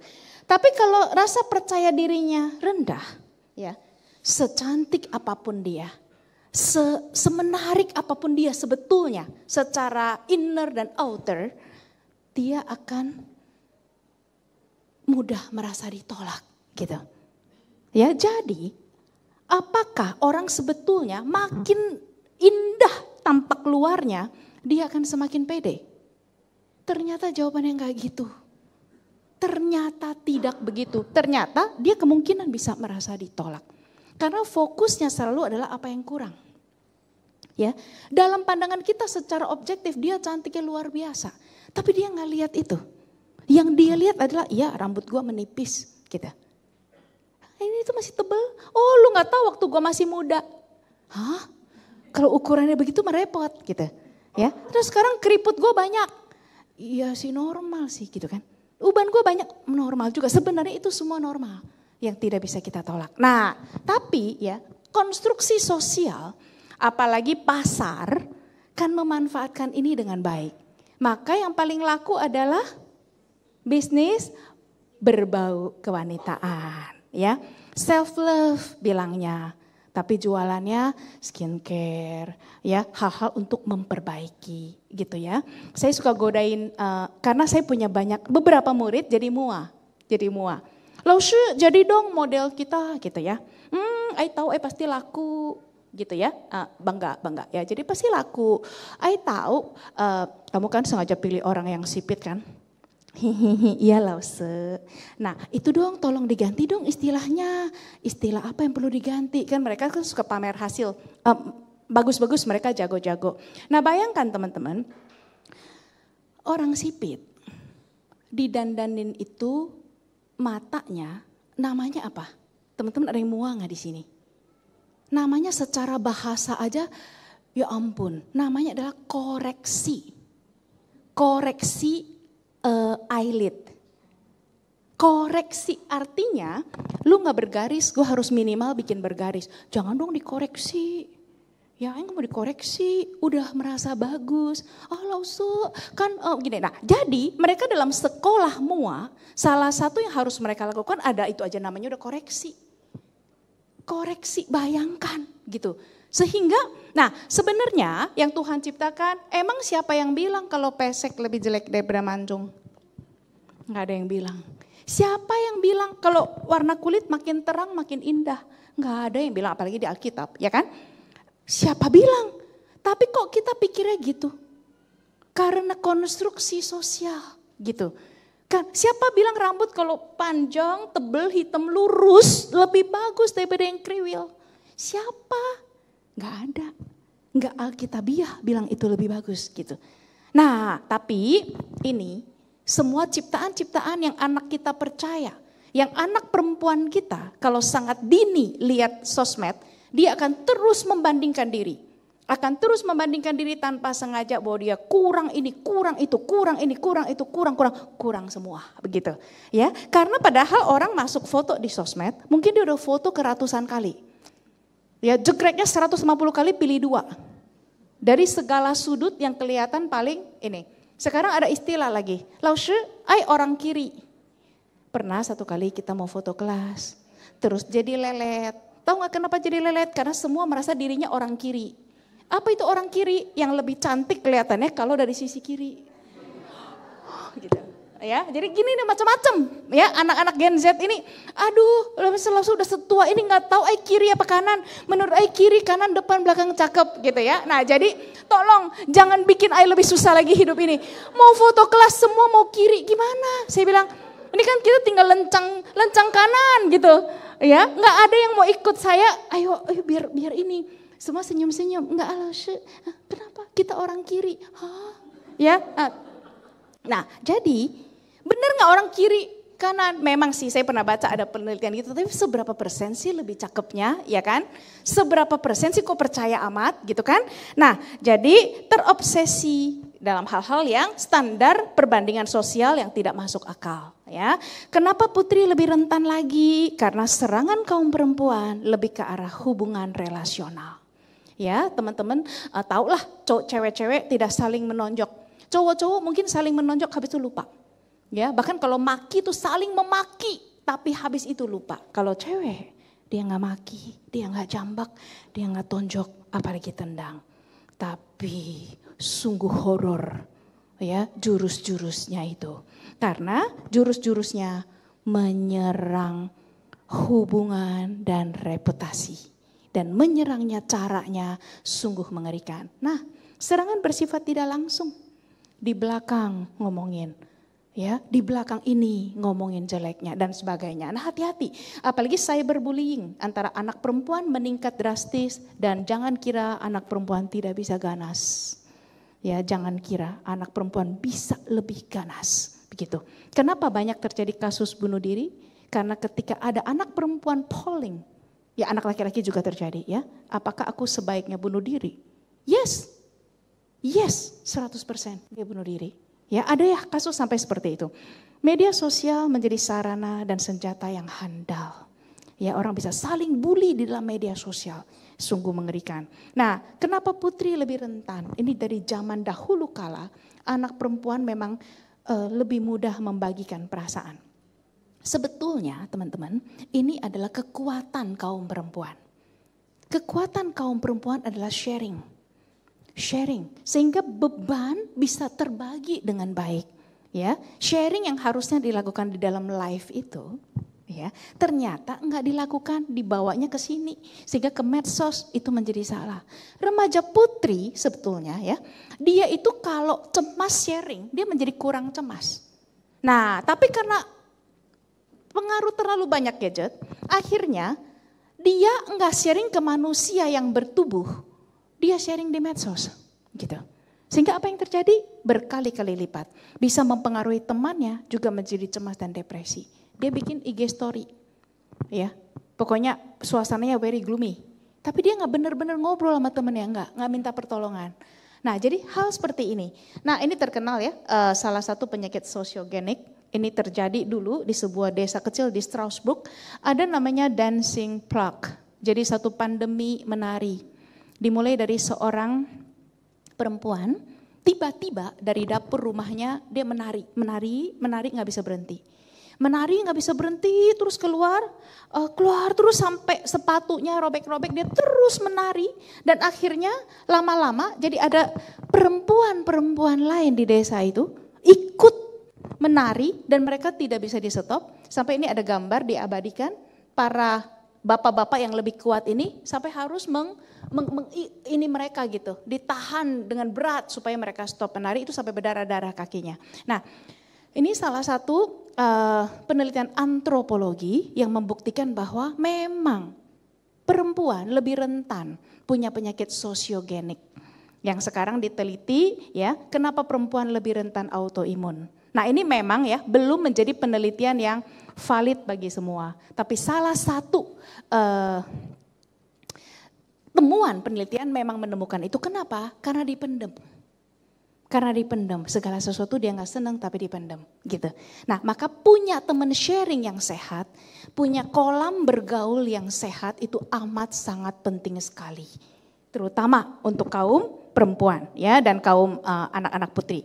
Lalu tentulah ya namanya medsos. Anak perempuan lebih rentan dimangsa dan dilecehkan. Walaupun ini sekarang juga berlaku buat anak laki-laki. Jadi hati-hati ya, misalnya orang belaga-belaga kenalan terus minta foto porno dan sebagainya. Lalu itu kita tahu, jadi lebih ini. Maka semakin anak kita kesepian atau insecure, maka dia semakin rentan.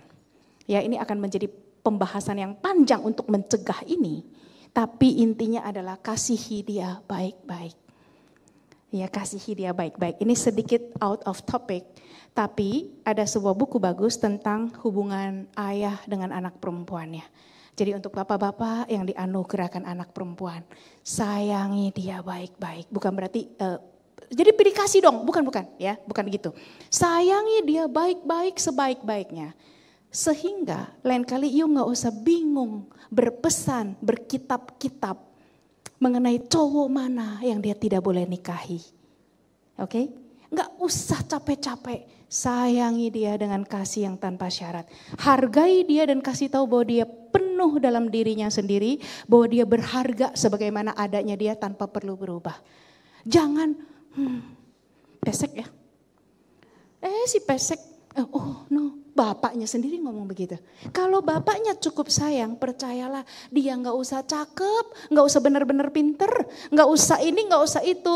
Aduh, self esteemnya tadi selalu ada di Iya gak usah capek-capek pesan. Itu ya kalau ada cowok deketin tapi cowoknya berbau-bau KDRT, itu gak perlu, gak usah. Semua cowok, benchmarknya siapa? Bapaknya gitu. Jadi kalau bapaknya mengasihi dia dengan baik, dia udah tahu gitu loh. Misalnya ada cowok datang, dia pertama dia tidak insecure, yes. Dia tidak punya ruang hati yang kesepian. Dia tidak butuh cepet-cepet pacaran karena nggak dapet cinta. Enggak, dia penuh. Jadi, tapi ada cowok tertarik. Dia pilihnya lebih enak kan? Iya kan? Seperti kita bilang, makanan itu kalau datangnya ketika kita kenyang, kita pilihnya lebih logis. Sama. Jadi, dia nggak, ini kok dia secure. Terus ada yang cowok mendekat. Oke banget sih, gitu. Tapi dia pikirnya panjang, tapi kalau jangka panjang, kayaknya enggak deh. Dia bisa gitu. Enggak siapa aja yang mendaftar langsung diterima tanpa tes. Ya kan? Enggak ada begitu. Karena benchmarknya ada. Karena bapaknya memperlakukan dia, ya dengan amat sangat baik, dengan penghargaan yang ini. Jadi ketika cowok ini kemudian bilang, dia kegemukan, dia mesti mungkin membenarkan hidungnya. Dia akan lihat lu juga aneh banget lu gitu. Oh, gue gak bisa digituin. Itu jelas. Dan bahkan ketika misalnya ya dalam beberapa kasus, ketika misalnya terlanjur menikah dan dia diperlakukan dengan tidak sepatutnya, dia tidak hancur. Dia tahu dia punya self worth. Jadi, oke, ini terlalu panjang nanti. Jadi, jadi kasihi baik-baik sehingga dia tahu kepada siapa aku secure. Kepada siapa aku secure.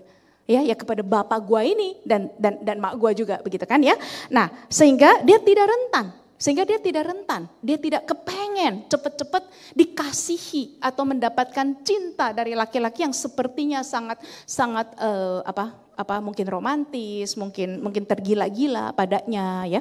Bahkan kalau tergila-gila terlalu tidak masuk akal, dia cool aja gitu. Lu waras gak sih begitu? Ya. Dia bisa bilang sama cowok itu, ini obsesi. Lu kira lu cinta gue, ini lu obsesi. Dia bisa gitu. Karena dia tahu cinta yang benar tuh logis gitu. Dia akan tahu, gue enggak tiap kali datang ke sekolah misalnya udah ada foto dia terpampang, laki-laki itu begadang gambar foto dia. Terus dia kayak, baiklah. Terus gue harus terima gitu? Maksudnya enggak harus aku terima cintamu ya, aku terima gambarmu aja, mungkin gitu. Nah jadi ini tuh sangat penting. Jadi bukan sekedar soal gadget begitu ya. Nah baik. Kita juga harus adil ya, tadi perempuan tapi remaja putra. Nah sekarang PR kita yang anak-anaknya Tuhan percayakan adalah anak putra. Tidak lebih mudah teman-teman. Jadi sejak tahun 70-an kekuatan fisik tidak lagi menjadi faktor utama yang diperlukan dalam pekerjaan. Sehingga ada pergeseran. Ternyata ya pekerjaan gak lagi kayak dulu perlu bekerja di sawah, di tanah konstruksi dan lain-lain. Nah, tapi dalam bidang akademik dan pekerjaan yang membutuhkan soft skills, mulai dia bersaingnya kan sama anak perempuan juga. Terus anak perempuan lebih jago gitu. Sering gak teman-teman ketemu juara umum angkatan ini, cewek. Lulusan terbaik, summa cum laude, cewek. Ya bahkan di bidang-bidang yang mungkin bidang teknik, bidang kedokteran, juara umumnya seringkali anak perempuan. Kenapa? Lebih rajin ya, lebih ini dan maksudnya ya baik gitu kan. Banyak yang lebih unggul walaupun tidak selalu. Nah jadi anak putra kita harus hati-hati karena mereka sudah kurang main yang berbahaya bahkan. Faktor psikologis yang mempengaruhi remaja putra ini ada 2. Ini ya munculnya safetyism, apa-apa harus aman itu lebih menghantam anak laki-laki daripada anak perempuan. Karena anak laki-laki normalnya harus menantang bahaya, harus pernah nekat begitu. Tapi mereka jadi enggak nekat. Ya kalau anak perempuan ya dari dulu enggak terlalu nekat juga enggak apa-apa begitu. Tapi anak laki-laki yang asli dulu kan harus kepengen manjat genteng, panjat pohon, ya memanjat semua yang tidak perlu dipanjat, ya kan? Atau misalnya lompatin ini, lompatin itu. Saya ingat adik saya dulu yang bawah saya itu parah, ya jadi segala sesuatu pernah dijahit, ya jadi kuping jahit, sini jahit, segala sesuatu jahit. Mama suruh lu jangan ya main sepatu roda, lu jangan lewat got itu, sore itu langsung lewat. langsung nyebur. Jadi apa yang disuruh jangan dilakukan. Terus akhirnya mama saya marah-marah, saya bilang gini, mak, lu suruh dia lakukan aja. Mak pikir benar juga ya. Nih tuh got tuh gede, lu lewat. Jadi gak lewat gitu. Nah jadi kayak gitu, anak kita sekarang enggak. Anak kita kuai-kuai ya kan. Anak dulu tersinggung teman-teman kami kalau udah SMA masih mau diantar bapaknya. Gak usah lah Pak, gitu. Malu karena nanti teman-teman datang sendiri kok gue diantar. Anak sekarang gak apa-apa kuliah diantar gitu. Ya gak apa-apa gitu. Nah jadi lebih menghantam sebetulnya anak laki-laki. Anak perempuan sekarang bisa naik Jakarta kemana-mana juga. Kadang-kadang anak laki-laki juga tidak bisa. Kan repot ya begitu ya. Nah lalu anak laki-laki mulai bermain video games di akhir tahun 2000 dan smartphones di awal tahun 2010. 2015 banyak mereka mengaku tidak punya teman dekat, kesepian dan tidak tahu arah hidup. Ya, jadi kalau mereka tantangannya bukan sosmed, tapi game, dunia game ya. Anak laki-laki kemudian banyak yang gagal terjun ke masyarakat. Yang disorot di sini ternyata lucunya kebanyakan anak laki-laki teman-teman ya. Nah jadi failure to launch, walaupun anak perempuan juga nggak sedikit, tapi failure to launch maksudnya menunjuk kepada mereka yang jalurnya menyimpang. Bahkan sekarang banyak yang anggap ini wajar teman-teman ya, bahwa mereka tuh nggak kerja padahal mereka need itu not in education, employment or training. Mereka tidak lagi magang, tidak lagi sekolah, tidak kuliah dan tidak bekerja tapi di rumah mulu gitu. Ngapain mereka? Enggak ngapa-ngapain. Tapi kalau ditanya bilang dia enggak ngapa-ngapain, dia tersinggung. Gue ngapa-ngapain, gue sibuk. Nah gitu ya, nah itu. Orang tuanya sampai bohwat. Ya ini foto-foto asli ya. Ini terjadi di Jepang sampai disebut hikikomori. Ada namanya. Ya, di buku pelajaran Mandarin 10 tahun yang lalu aja udah ada namanya juga. Namanya adalah Ken Lao Zhu. Ya, grup yang masih parasit pada orang tua. Itu namanya Ken Lao Zhu. Jadi ini sudah mulai ada, bukan mulai lagi ya. Jadi udah menjadi satu gejala. Bayangkan ini semua adalah barang untuk dia hidup, gitu. Dia tidur begini, terus nggak mau diganggu. Jadi kata ekstrimnya, mamanya tuh nanti di jam makan,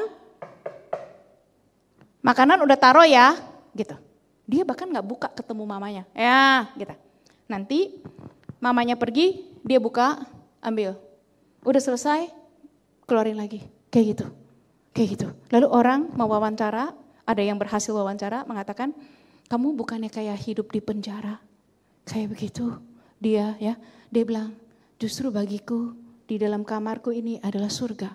Di luar ruang pintu kamarku adalah penjara. Syaratnya di kamar apa? Ada wifi.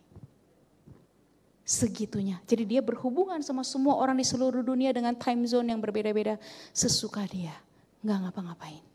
Oke? Ya, kita tentu tidak mau seperti itu. Maka anak-anak laki-laki jangan terlalu diprotek. Suruh mereka melakukan apa yang sudah mereka harus lakukan. Jangan apa-apa diurusin. Ya, karena terlalu dijaga aman, masa kanak mereka kurang terluka. Kurang patah tulang, bukan kita pengen, ya bukan, ya. Kurang patah hati, ya nggak berani lamar cewek karena takut ditolak, ya. Inikah yang kita ingini, gitu. Penjagaan yang terlalu aman buruk untuk semua anak, tapi dampaknya lebih besar ke anak laki-laki karena mereka diciptakan memang badannya aja berbeda dari anak perempuan, ya. Mereka tuh memang harus tumble and play, gitu. Gangguan psikologis menjadi condong internal seperti anak perempuan. Maksudnya apa? Gangguannya jadi mirip sama gangguan anak perempuan, depresi, ya, anxiety dan macam-macam yang ke dalam, gitu. Yang dulu ya 30 tahun lalu itu milik anak perempuan. Nah, maka sekarang menjadi milik bersama, gitu ya.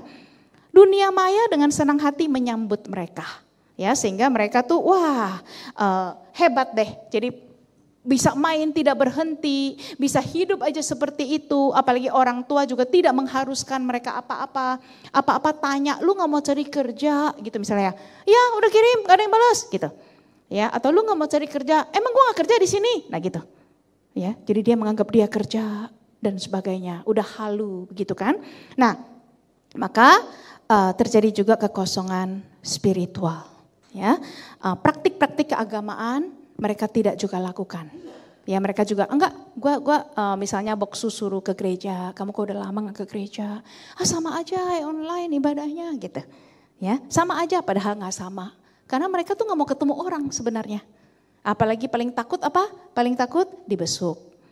Ya, karena ketemu orang. Nah, jadi praktik keagamaannya juga sangat berkurang. Nah, bahkan ya teman-teman, Jonathan Haidt ini, jadi tadi baru saya search ya, dia ini seorang ateis. Oke. Tapi di sini pun dia menulis. Dia mau tidak mau kok harus memasukkan. Ya, jadi ini ya kayak kita gini ya, kita anak Tuhan, tapi tentu kita belajar dari ilmu-ilmu lain yang memang bermanfaat gitu kan.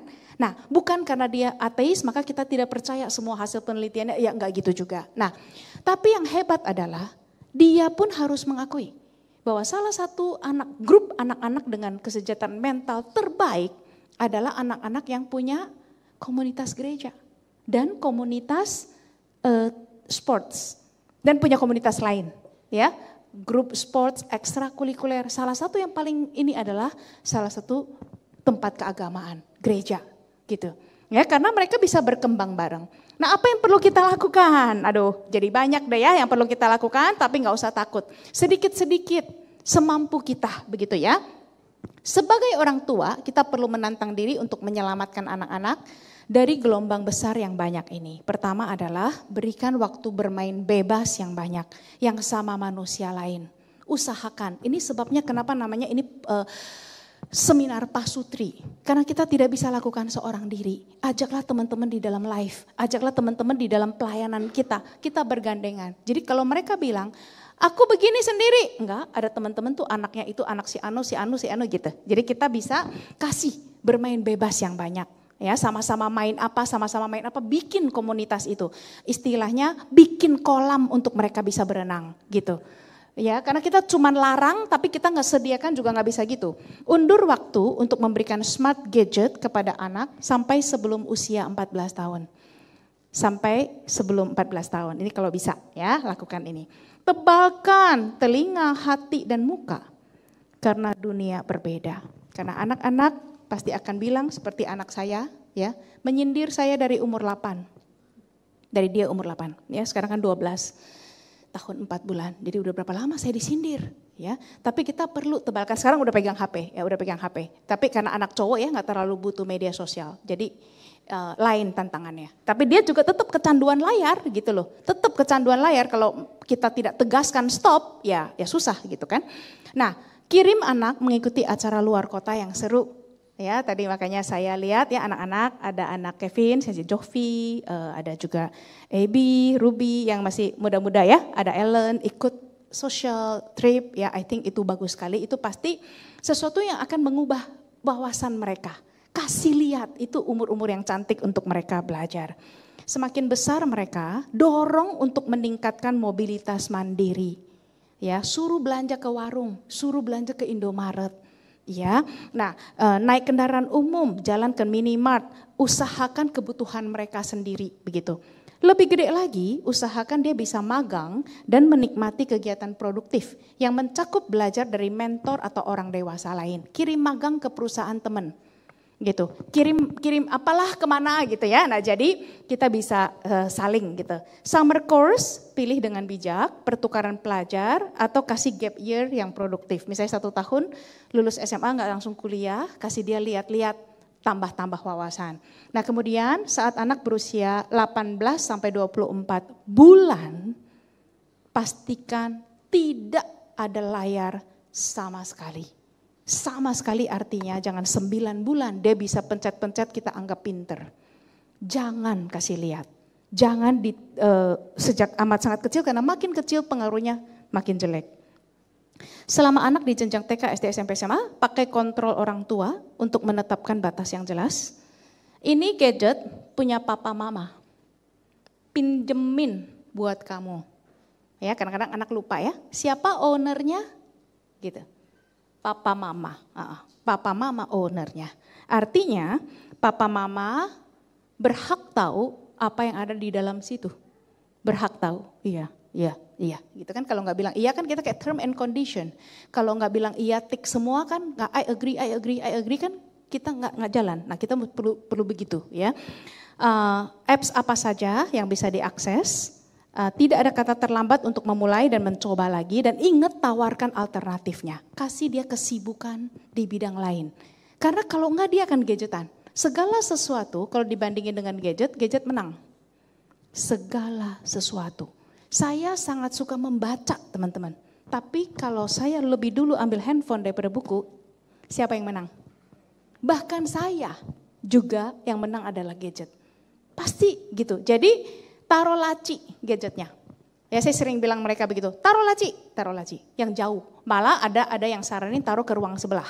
Angela Duckworth, penulis Grit, dia bilang taruh di ruang sebelah. Ya supaya kamu gak gampang ambilnya. Gitu deh ya. Selalu ingatkan diri sendiri bahwa anak-anak kita adalah milik Tuhan, bukan milik kita. Jadi ini tujuannya kita jangan terlalu stres habis mendengar ini gitu. Ya, jadi kembalikan pada ownernya ya. Bahkan gini, anak-anak juga bukan perpanjangan identitas orang tua. Dia juga bukan etalase atau display keberhasilan orang tua. Jadi jangan kasih ikut kegiatan yang hanya kita anggap kita menjadi investor yang untung. Misalnya, les piano, udah les 2 tahun gak jadi apa-apa berhenti gitu ya. Itu bukan gak jadi apa-apa. 2 tahun dia udah jelas berhenti, dia tahu dia gak mau piano, itu sebuah progres. Progres untuk mengenali. Mana sih nanti adalah bakat dan talenta dia yang sesungguhnya gitu. Ya sih, itu tidak sia-sia terbuang. Enggak ada yang sia-sia. Les gambar. Gak jadi apa-apa. Jangan gitu. Dia belum jadi apa-apa ya jangan digituin. Tapi terus aja kasih kegiatan-kegiatan yang positif itu. Jadi jangan bilang oh dia apa-apa gak jadi itu silakan main game. Bukan kayak gitu. Nah perlu mengejar maksud Tuhan dalam hidup mereka dan bukan maksud orang tua. Ya ini pergumulan kita bersama. Bukan kita maunya apa. Ada orang tua yang mewajibkan. Papi teknik mesin, mami teknik industri. You minimal harus masuk IPA. Anaknya gak suka IPA, begitu. Ya, kita gak bisa gitu. Ya, you boleh, mami harus punya anak dokter. Gitu. Kok gitu? Kalau mami mau, you dong sendiri jadi dokter, gitu kan? Kok suruh Nah, gak bisa gitu. Gak bisa gitu. Tapi kita pengen, kita mupeng anak kayak apa? Oh maaf, itu bukan kita bukan owner. Kita bukan owner. Ya, tujuan kita adalah nanti kita memfasilitasi. Jadi kita di sini tidak perlu khawatir berlebihan atas hal-hal di luar kontrol atau kemampuan kita karena itu urusan owner. Dia mau jadi apa nanti itu urusan owner. Tapi kita nggak boleh jadi penggarap kebun anggur yang malas gitu kan. Jadi kita rajin, cuman kita tahu hasilnya ini bukan milik kita gitu aja gitu kan. Namun kita adalah orang kepercayaan terbaik yang Tuhan pilihkan bagi mereka, maka perlu berfungsi dengan efektif sebagai fasilitator. Saya memperoleh ilustrasi ini dari Jerry. Ya, jadi saya bilang, Mama pinjem ya cerita kamu, I mau bawain, ya katanya. Michelle Obama bilang, tadi ya saya kutip di depan, I am not your friend, I am your parent. My job is not to make you happy. Kalau sekarang saya ngomong gini, Jer, ingat ya, I am not your friend. Dia udah hafal. Ya, I know you are not my friend. You are my mom. Gitu kan. Nah, jadi kayak sedih banget gitu. Ya, jadi mama saya selalu ngomong gini, kalau dulu saya bilang mama orang baik, ya, mama orang boleh begini, papa orang boleh begitu. Terus mama saya cool sekali. Dia bener-bener cool, dia nggak baper. Nah itu kita jangan baper ketika anak tuh mengini kita teman-teman. Karena anak yang pinter, yang normal pasti melawan kita kok. Gitu. Kalau semua setuju aja mengerikan juga gitu. Dia kan pasti lawan nih ya. Jadi kita dulu protes, mama begini, mama orang begini. Apalagi apen apung. Ya, mamanya ini boleh kasih nginep kan cuman di sesama komplek gini. Emak gua bisa sambil goreng sayur terus dia bilang gini, oke, coba tanya mama mereka. Masih mau tambah anak gak? Coba tanya mama mereka. Masih ada yang mau tambah anak gak? Silakan kalau berhasil. Tapi maaf, selama ada di bawah atap mama, ya ampun saya masih hafal ya. Selama ada di bawah atap mama, ini aturan rumah ini. Gitu. Ada hal-hal yang kami udah gak usah tawar. Gak usah tawar. Ini bukan kemutlakan. Setiap keluarga bisa tentukan masing-masing sebagai satu ini. Asal jangan istri begini, suami begitu. Jangan saling melawan teman-teman, kita satu tim gitu. Jadi selama you masih di bawah atap papa mama, jadi kita pasrah, udah ini udah gak bisa kontrol gue. Gitu, gue gak bisa ganti emak. Walaupun gue pengen. Nah itu yang saya sampaikan kepada Jerry. Sepengen apapun kamu menginginkan emak orang. Tapi Tuhan kasih emak seperti ini. Terima gitu ya. Nah senang atau enggak, ya terima. Ada hal-hal dalam hidup ini yang you ini. Lain kali mama yakin you bisa bersyukur banget. Ya tujuan hidup mama cuma satu. Nanti udah gede, Evan sama Jerry bersyukur banget. Ya punya mama kayak Ai. Saya bilang gitu, itu tujuan yang harus Ai kejar di hadapan Tuhan. Saya serius, saya bilang gitu. Oke, jadi si Jerry, dia kemarin bilang gini, lu mah tau gak, ada Alphonso Davies, maybe yang orang-orang sepak bola tahu ya, saya nggak tahu ya Alphonso Davies. Dia baru menang UCL, saya dikasih catatan nih contekannya ya, UEFA Champions League. Jadi sebuah liga Eropa, Liga Champions. Dia baru menang, terus dia pulang makan, piringnya dibawa, jing taruh gitu. Maknya panggil dia, hei, itu piring mau siapa yang cuci? Gitu ya. Mama, gua ini champion, gitu ya. Oh, maknya bilang, aku gak peduli itu. Selama you masih hidup di bawah atap rumah, semua anggota keluarga ini mencuci piringnya sendiri, cuci sekarang. Jadi ya saya gak tahu itu suara hati Jerry, ya atau apa, tapi dia sedikit tahu itu sesuatu yang perlu dipelajari. Saya bilang iya betul ya. Jadi semua orang mau sehebat apapun tetap aturan di dalam rumah tetap adalah aturan. Nah itu yang kita perlu ya, kita nggak usah takut kita menjadi ibu atau bapak yang buruk dengan mendisiplin mereka, disiplin yang masuk akal, bukan disiplin yang tidak masuk akal, bukan. Tapi kita mendisiplin sebenarnya lebih susah kok, gitu kan? Standarnya tinggi, harus diikuti kasih yang besar. Dengan kasih yang besar, maka disiplin yang kuat, anak akan rasa jelas. Tapi kalau kita nggak cukup mengasihi mereka, tapi disiplinnya terlalu kuat, itu jadi kepahitan teman-teman. Saya ulang ya. Standar yang tinggi artinya, ini juga udah lewat penelitian, kasihnya mesti cukup besar. Sehingga anak tahu papa mama tuh sayang aku banget. Jadi ketika satu kali kita perlu maki mereka, maki ini benar-benar dengan segenap hati makinya, jika mereka kepleset salah, anak-anak tahu itu disiplin gua memang salah, gitu. Ya, jadi kasih yang besar bukan kasih yang murahan. Bukan apapun yang dia lakukan kita nggak wow, bukan. Bukan apapun yang dia salahin besar kita kecilin, bukan. Ya ketika dia pukul anak orang, kita harus disiplin, gitu kan? Kita disiplin dia, bukan nyalahin anak orang. Kenapa bikin anak gue emosi? Oh maaf, itu nggak bisa gitu. Nah ya, jadi kita dipercaya untuk membesarkan sesemanusia gitu. Ya sesemanusia, maka manusia ini harus jadi manusia yang baik, yang dipercayakan pada kita. Jadi kita garap kebun anggur ini, kita garap kolam ini, tapi hasilnya terserah yang punya, kayak gitu. Baik, jadi saya akan selesaikan sampai di sini teman-teman. Sorry kayaknya saya lewat, apakah ada pertanyaan? Boleh langsung ya kalau yang ada.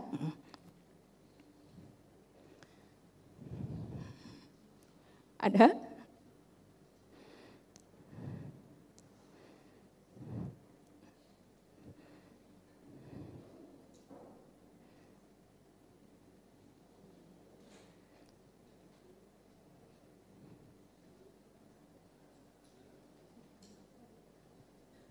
Enggak ada?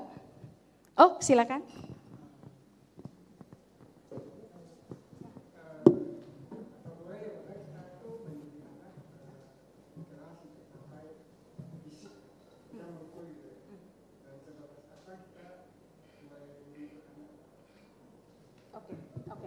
Ini pertanyaan yang sangat baik ya. Sebetulnya ini adalah satu sesi khusus soal kita boleh memukul apa tidak. Dalam sebuah buku berjudul Sacred Parenting, ini sebuah buku klasik juga. Pendeta penulisnya berkata boleh. Ya, tapi teman-teman, ini di sini ada dua aliran besar. Jadi kalau psikolog beraliran barat kan hampir semua setuju untuk tidak melakukannya, begitu. Tapi memang ya pendeta ini dia punya argumen seperti ini, seperti tadi ya. Jadi disiplin yang tinggi harus disertai dengan kasih yang lebih besar daripada disiplinnya. Jadi anak kalaupun sampai perlu kita pukul, dia tahu itu tidak muncul dari hawa nafsu orang tuanya. Jadi masalahnya kenapa sih kita dipesan-pesan supaya angkatan ini baik guru maupun orang tua jangan pukul anak. Kenapa? Karena memukul itu nagih. Gitu. KDRT juga begitu. Ya, karena memukul itu nagih. Memukul dalam proses itu karena kita sedang emosi kan. Gitu kan. Itu tuh kita bisa lupa diri gitu. Dan anak tahu. Itu yang harus kita hindari. Jadi kalau saya ditanya, saran saya adalah sebaik mungkin tidak lakukan. Kecuali dia itu super ekstrim. Tidak bisa lagi ada cara lain. Gitu ya, tidak bisa lagi ada cara lain. Maka ada beberapa saran memukul yang diberikan. Misalnya selalu pakai tangan sendiri. Salah satunya. Artinya ketika aku pukul kamu dengan terpaksa, aku juga sakit. Ada yang seperti itu. Ada yang sarannya adalah dengan rotan seperti di Amsal misalnya gitu ya. Tapi inti dari segalanya adalah dia harus pukulan ini atau hukuman dalam bentuk apapun harus menimbulkan efek satu, efek tobat dan dua, efek jera. Dia harus tahu kenapa dia dipukul gitu. Ya, dia harus tahu kenapa dia dipukul. Efek jera dan dia tidak mengulanginya lagi. Mama saya pernah cabein saya. Cabein di mana? Di mulut. Karena saya dari kecil kalau ngomong bisa jahat kalau saya mau. Bisa jahat kalau saya mau. Artinya dia tahu saya dari kecil punya pedang itu teman-teman. Gitu. Kenapa dia tahu? Ya dia mak gua gitu ya. Jadi kalau saya omelin Bibi, dulu tuh di Aceh namanya Bibi gitu ya. Aku suruh apa dia gak mau, aku ganas gitu kata mamaku tuh mulutnya gitu ya. Jadi terus mama bilang gini, Caca kalau ngomong gitu, berani gitu lagi sama Bibi, jahat mulutnya, mama cabein mulutnya. Aku pikir mana tega sih seorang ibu mencabein anaknya gitu ya. Mak gue tega, ya mak gue tega. Nah jadi akhirnya dia udah ngomong tuh berapa kali, jangan sampai mama dengar lagi ya gitu. Gue masih begitu gitu. Tidak ada efek jera. Satu kali dia benar-benar ya, papa gak ada, takut Aidi selamatkan. Jadi benar-benar saya habis, makin sini, lu sini. Dengan cool dia ini, saya selama itu gak pernah lagi. Efek jerak yang seperti itu. Ada kepahitan gak? Enggak. Kenapa? Karena saya tahu dia bukan dengan penuh nafsu untuk membuat saya tersakiti. No, enggak kayak gitu. Enggak kayak gitu. Ya tapi ini sekali lagi, ini kalau bukan hal yang sangat jelek, jangan. Saya kebetulan kejelekan saya bukan pukul orang. Kejelekan saya menusuk orang pakai kata-kata itu sangat jelek gitu kan. Sehingga dia cabein, ini benar-benar cabein gitu. Nah dia tidak pernah lakukan pada anak-anak yang lain karena anak-anak yang lain mulutnya gak pakai pedang. Ya dia hukumnya caranya lain lagi. Tapi ada hukuman-hukuman yang membuat kami jera gitu. Dan dia gak suka juga, dia gak ulang-ulang lagi. Dia gak ulang-ulang lagi. Akhirnya ya hukuman-hukuman yang lebih misalnya ya. Dan dosanya juga kan tergantung dosanya. Misalnya nih adik saya si Apen yang saya bilang, dia tuh orangnya outdoor banget, gerak banget kayak monyet lah kita bilang gitu. Jadi kalau disuruh tidur siang, siapa yang pertama manjat keluar pagar? Dia. Terus lama-lama dia pinter, pulang sekolah dia nggak masuk karena takut dikunci kan, nggak bisa keluar. Jadi dia taruh tas, dia kabur, gitu. Dia ajak apung sama-sama kabur, begitu. Nah pulang, nah nantilah kena hukuman-hukuman lain lah. Ya kena hukuman-hukuman lain, ya kadang-kadang kita pakai rotan, disabet, begitu. Kan mungkin terlalu nakal, begitu. Tapi kalau yang kayaknya tuh besar ya dosanya, misalnya harm orang lain, nah itu harganya juga mahal. Ya, itu perlu efek jera. Misalnya pukul anak orang, punya harm orang punya hati lah gitu. Bukan sekedar kenakalan biasa. Jadi kita tidak menjadikan itu sebuah kebiasaan juga. Oke? Ada lagi? Yes. Link.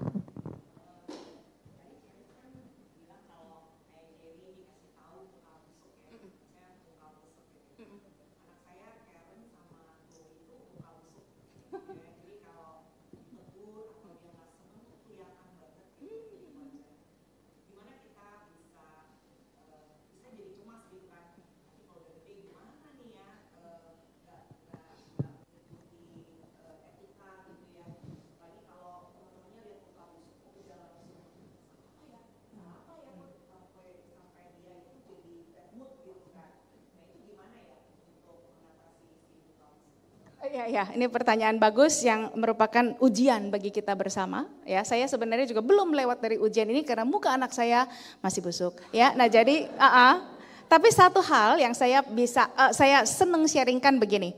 Karena saya dulu dibuat sangat pusing dengan kemuka busukan gini. Sampai kita tuh akhirnya saking pasrahnya bahasan kita udah yang enggak. Saya colek-colek Yakub. Ini gen lu nih gue rasa nih. Ya, gue perlu tanya papa nih, lu waktu kecil tuh muka busuk gini gak sih? Kalau gue sih yakin gue gak gitu. Dia bilang, gue tanya apung dulu, memastikan lu gak muka busuk gitu kan ya. Nah jadi kita udah sampai tuduh Tuhan begitu. Karena kita sungguh aneh kenapa sampai kayak gitu kan. Nah jadi akhirnya untuk banyak hal, habit jelek yang kita tahu sebetulnya mereka juga can help, ya kan. Mereka tuh kadang-kadang nggak pengen melakukan ya. Waktu itu Jerry bilang, Jer, kok muka busuk lagi? Ai nggak bisa buat muka Ai. Ini adalah apa adanya. Sesuai dengan hati Ai. Nah baiklah ya. Jadi akhirnya beberapa hal habit buruk yang ada pada mereka. Saya terapkan cara ini. Saya ukur deltanya. Jadi gini, misalnya dulu nih ya. Dia kalau main di depan komplek. Sejak sangat kecil belum sekolah. Main pasti pulang dengan air mata. Ya sekali lagi karena dia paling kecil, yang lain boy yang lebih gede. Jadi main apapun dia kalah. Gitu. Kalah ya udah ya, main zombie kalah, main polisi maling jadi maling. Terus menerus. Terus main bola ya kalah juga gitu kan. Tapi kan lu gak bisa setiap hari pulangnya nangis-nangis marah. Ya, itu bertahun-tahun prosesnya. Jadi akhirnya saya bilang, kamu lihat ya, kamu keluar nangis begini pulang. Terus mereka ngapain tuh sekarang? Pernah saya gendong dia, tuh saya suruh lihat ke depan. Mereka ngapain? Main lagi. Main lagi. Kehilangan kamu gak? Terus ngebel-ngebel panggil-panggil kamu gak? Mau pinjem bola kamu yang bagus banget itu. Mereka tetap tendang bola, nggak jelas. Bola plastik yang udah banyak itu kan. Kamu kan pulang marah bawa bolamu pulang. Ya kan? Dia pikir mungkin akan dimohon-mohon mungkin. Atau dikasih privilege, ternyata orang cuekin aja. Enggak. Terus dia pernah begini lagi ekstrimnya. Kok masuk juga dong, kita kan keluarga. Gitu. Jadi kokonya nggak boleh main. Masuk juga dong, karena kita kan keluarga. Untung Ai dengar, keluar dari ruangan. Maaf, keluarga nggak ada solidaritas seperti itu. Kalau you keluarga, you juga bisa keluar tetap main. Begitu kan ya, jadi udah kayak wasit tiap hari saya di rumah. Nah jadi, itu kan keluarga gitu ya. Sampai saat ini juga, dia saking nggak mau kalahnya ya. Tapi ini kan bawaan sifat kepribadian ya. Ya, saya tidak lagi menjelek-jelekan, ini memang real gitu. Bawaan kepribadian yang dominan. Dia main, papanya ajarin Otelo. Terus tidak lama kemudian, dia juara bertahan Otelo di rumah. Walaupun saya nggak bisa main Otelo, saya bisa mengamati perilaku orang. Saya tanya mbaknya, you ngalah ya? Tentu nanyanya nggak ada dia. You kalau main Otelo sama dia, you ngalah ya? Ya gitulah Ci, gitu kan dia kalau kalah marah gitu ya. Saya panggil Evan, you kalau main Otelo sama Jerry, you ngalah ya? Kadang-kadang, selalu. Supaya apa? Ribet soalnya. Iya kan? Ya kan? Nah akhirnya nih itu kita olah, artinya singkat cerita begini. Saya bilang sama dia, saya bikin deal. Kalau you main di luar, ya dari seminggu, 3 hari, you pulang dengan gembira, mama kasih hadiah. Gitu. Karena dia gak bisa fake itu kan, dia gak bisa memalsukan itu. You main apa, kalah dan you terima dengan baik. 3 kali, setiap 3 kali you dapat hadiah. Itu rada-rada nolong, itu dari waktu kecil. Ya, jadi bukan supaya gila reward, bukan. Tapi dia perlu tahu apa yang kita hargai gitu. Nah, dalam hal main futsal ini kemajuannya luar biasa. Kalau diukur dari dirinya sendiri. Kita gak usah bandingin orang lain, bahkan gak usah bandingin kokonya gitu. Kokonya gak pernah muka busuk. Intinya gak ada ekspresi gitu. Jadi dia kalau pulang tanding, dia pulang tanding futsal, kita gak bisa tebak dia menang atau kalah. Bayangkan, kok tanding. Kadang-kadang kita lupa dia tanding karena udah ganti baju. Iya ya, kok hari ini tanding. Menang kalah kok gitu. Oh, menang. Hah? Juara berapa? 1. Hah? Gitu kan maksudnya kayaknya segitu separah itu. Separah itu blanknya. Yang 1 dari pagar, kita udah tahu dia menang apa kalah. Bayangkan, dia udah ancam yang masak di rumah. Hari ini aku mau makan enak ya karena moodku gak bagus. Wah, saya bilang itu tidak bisa diterapkan gitu. Jangan sampai ada terjadi rayuan mood pakai makanan sampai kayak begitu. Jadi itu bakat dari awal, kita tahu dari mana gennya gitu kan ya. Nah, tapi kita olahnya lewat itu. Perjalanan akan panjang karena dia butuh bermuka busuk. Dia butuh, cuman kita kasih tahu buka busuk yang ngerugi kamu. Kalau kamu main lawan kamu tuh jago banget, misalnya bulu tangkis. Tapi kalau kamu tinggal di terus kamu muka busuk, gampang banget ngalahin orang kayak gitu. Saya bilang, gampang banget tinggal di bu. You tadinya hebat, you akan drop. Kan blow on. Saya bilang itu namanya blow on kalau menurut mama. Dan ini bisa diubah. Saya bilang gitu, ini bisa diubah. Gak usah lihat siapa-siapa. Jadi gini teman-teman, jangan bandingin. Jangan bandingin sama saudaranya. Itu cobaan besar, tapi jangan bandingin.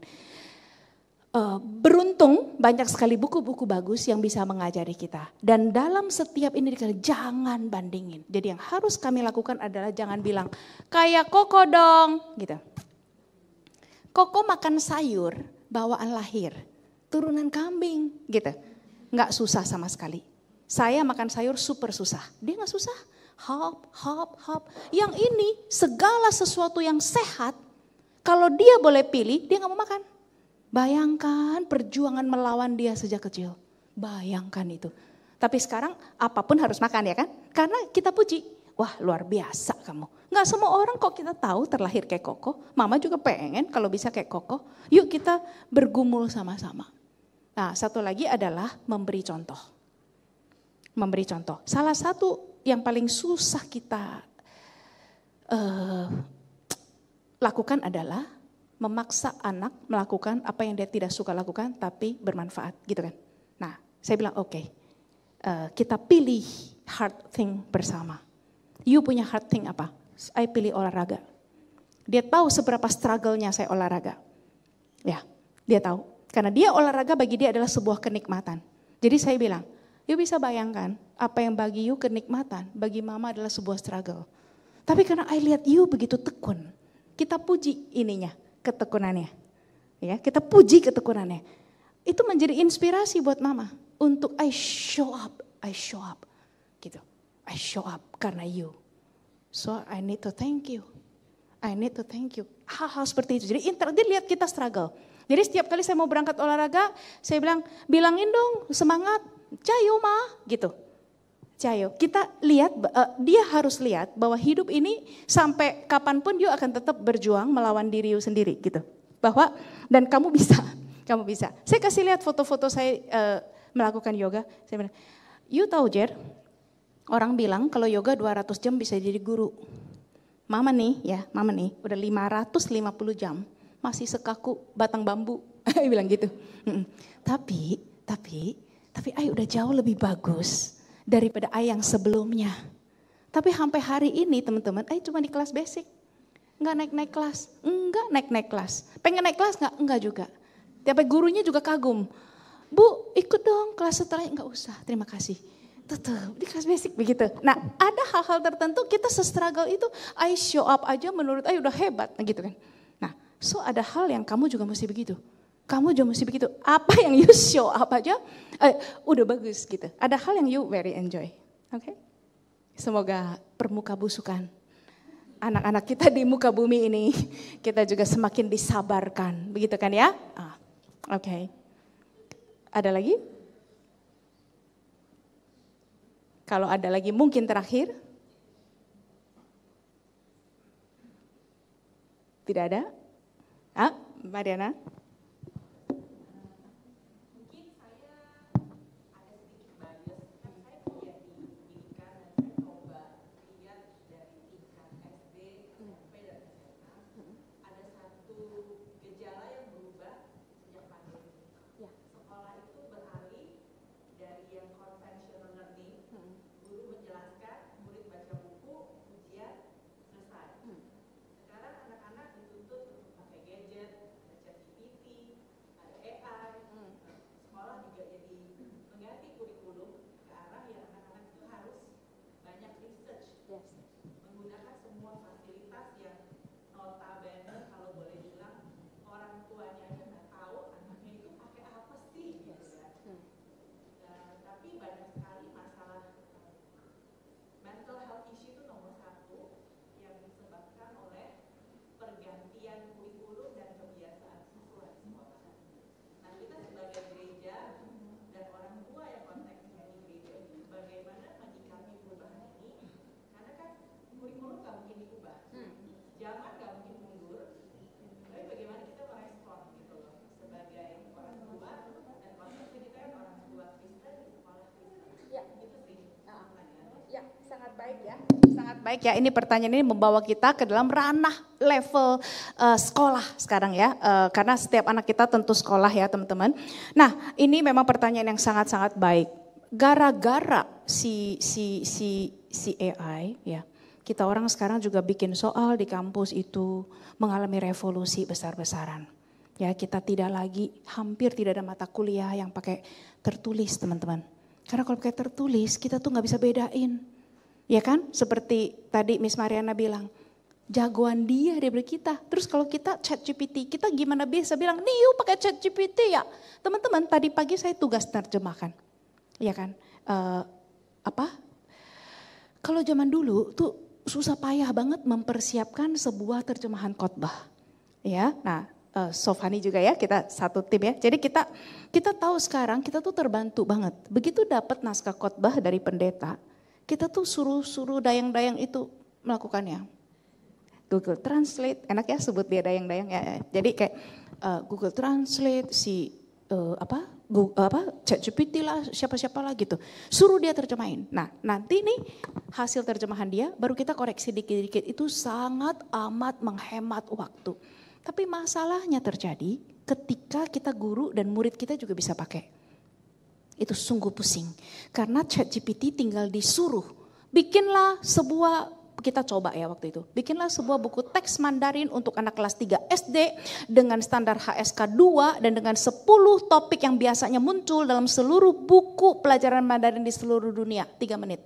Jadi sebuah buku. Teman saya yang penulis stres. Ya gimana gak stres, 3 bulan juga pikirnya setengah mati gitu. Sampai akhirnya kami ada tim penulis, jadi untuk bikin itu. Jadi lucu, dua teman saya yang penulis ini, mereka berhak meminta seorang ketiga.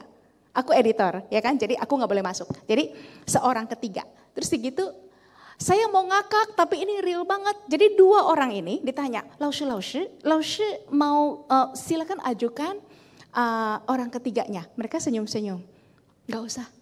Orang ketiganya biar siapa? Si AI. Orang ketiganya adalah AI. Bayangkan teman-teman, daripada manusia, mereka pilih AI. Saya pernah waktu pandemi, saya dibilang gini, karena saya editor, saya harus bilang pendapat saya nggak memutuskan. Salah satu keputusannya begini, itu yang baca ya, you mau orang, manusia atau AI? Terus saya bilang gini, pastikan yang baca adalah manusia.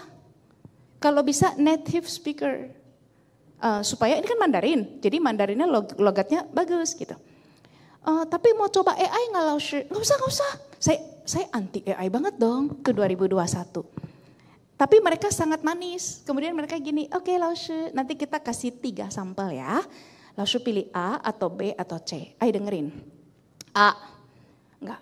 B, enggak. C, bagus banget. Terus saya bilang gini, yang C ini bagus banget. Itu AI. Baiklah, ya. Baiklah, gitu kan. Akhirnya, dan gue cepet banget bilang, pokoknya jangan kasih saya AI. AI pasti nggak lolos sama saya. Kayak gitu, terlalu cepet AI ngomong, ya kan. Nah ini memang revolusi besar-besaran sekali. Yang baik kampus maupun sekolah pun sebenarnya masih terus berenang adu cepet, begitu kan. Tapi kita harus ambil satu langkah bahwa, ya buku-buku juga berlombaan terbit buat AI. Bahwa kita tidak bisa tidak ikut berenang, itu pertama. Jadi kita harus mengakui keberadaan dia dan memakai dengan bijak, begitu. Ya, dan memakai dengan bijak. Jangan sampai anak-anak mencurangi kita nggak tahu itu tentu. Tapi jangan sampai orang lain, sekolah-sekolah lain, kalau kita mau bandingkan lah misalnya ya, kita sekolah Kristen jangan pakai no, karena jangan sampai sekolah yang non Kristen justru jago, you masih nggak tahu, begitu. Anak you masih makan justru ketinggalan gitu. Itu yang kita tidak mau. Ya, tapi yang saya setujui adalah misalnya nih ya, anak sekarang tuh kan sangat amat tidak membaca buku kan. Karena AI bisa meringkaskan buat mereka.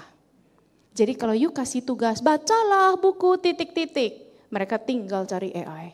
Begitu. Tapi berarti guru-guru nih soalnya yang mesti ganti. Apa yang AI tidak bisa, begitu.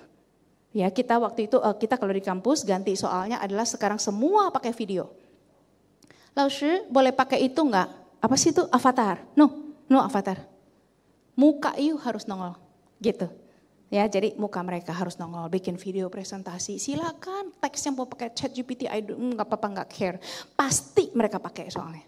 Jadi enggak usah bilang jangan pakai. Tapi kita akomodasi mereka pakai. Kerahkan semua dayang-dayangmu itu. Dan pastikan kita bisa bikin soal yang mempertimbangkan dia dan dayang-dayangnya gitu. Ya sih? So kita harus punya kerajaan selir yang lebih besar lagi. Supaya mereka ketika pakai dayang-dayang kita punya selirnya gitu kan. Nah jadi itu yang memang lebih susah. Itu yang memang lebih susah. Tapi tantangannya memang ngeri sekarang. Dan sekarang memang lebih baik tidak kasih soal-soal yang mereka bisa mudah cari. Bahkan saya baru dengar juga sekarang ngerinya adalah lamar kerja. Lamar kerja yang isi formnya itu pakai G-form. Ya, jadi sampai bisa nyuruh bagaimana pandanganmu tentang kerohanian. Ini dia mau lamar kerja di sebuah sekolah Kristen guys. Bagaimana pandanganmu tentang kerohanian. Ini orang cerdas banget, dia bilang gini, ChatGPT berikan aku uraian bahwa aku juga gak mau dianggap fanatik-fanatik banget sama iman Kristen. Tapi aku mau jawabanku berkesan, aku orang yang mempraktekkan iman Kristen dengan baik tapi gak fanatik. Keluar lu jawabannya bagus banget. Ngeri gak? Jadi kalau Dewan HRD baca itu orang, itu sebenarnya adalah jawaban ChatGPT. Serem banget gak sih guys? Jadi tolong kalau wawancara sementara muka dengan muka dulu aja. Gitu. Kalau bisa jangan begitu.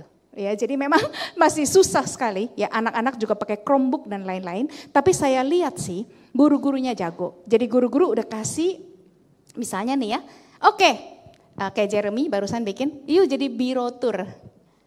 And then you mesti presentasi tour ke sebuah tempat di dunia ini yang bikin teman-teman pendengarmu itu tertarik. Nah gitu. Jadi bukan lagi ditanya apa ibu kota Jepang, enggak gitu. Tapi you bikin biro tour. Jadi ini kan biro tour dia search kan. Nah, and then you harus kasih tahu apa-apa saja yang menarik, harganya berapa. You search, sebenarnya suruh dayang-dayangmu itu bekerja, tapi you tetap adalah orang yang mengontrol dia gitu. I kasih tahu pendapat I begini. Kalau you mau ke Beijing begini, paketnya. Kalau you mau ke Tokyo begini. Nah, sekarang you pilih sendiri. Nah, dia masih bisa begitu. Soal yang mesti ganti, tugas yang mesti ganti. Oke? Iya. Ini belum bisa menjawab segala sesuatu dengan cukup baik ya teman-teman, karena ini masih terus berkembang. Semoga nanti kita punya kesempatan untuk mengeksplorasi lebih dalam. Saya akan kembalikan, kita akhiri dulu dalam doa ya. Bapa di surga, kami bersyukur untuk waktu yang Tuhan berkati. Terlalu banyak pergumulan dan tantangan kami dalam membesarkan anak di era smartphone ini. Tuhan, kami juga percaya bahwa kemajuan zaman ini tidak luput dari kontrol dan perkenanan Tuhan.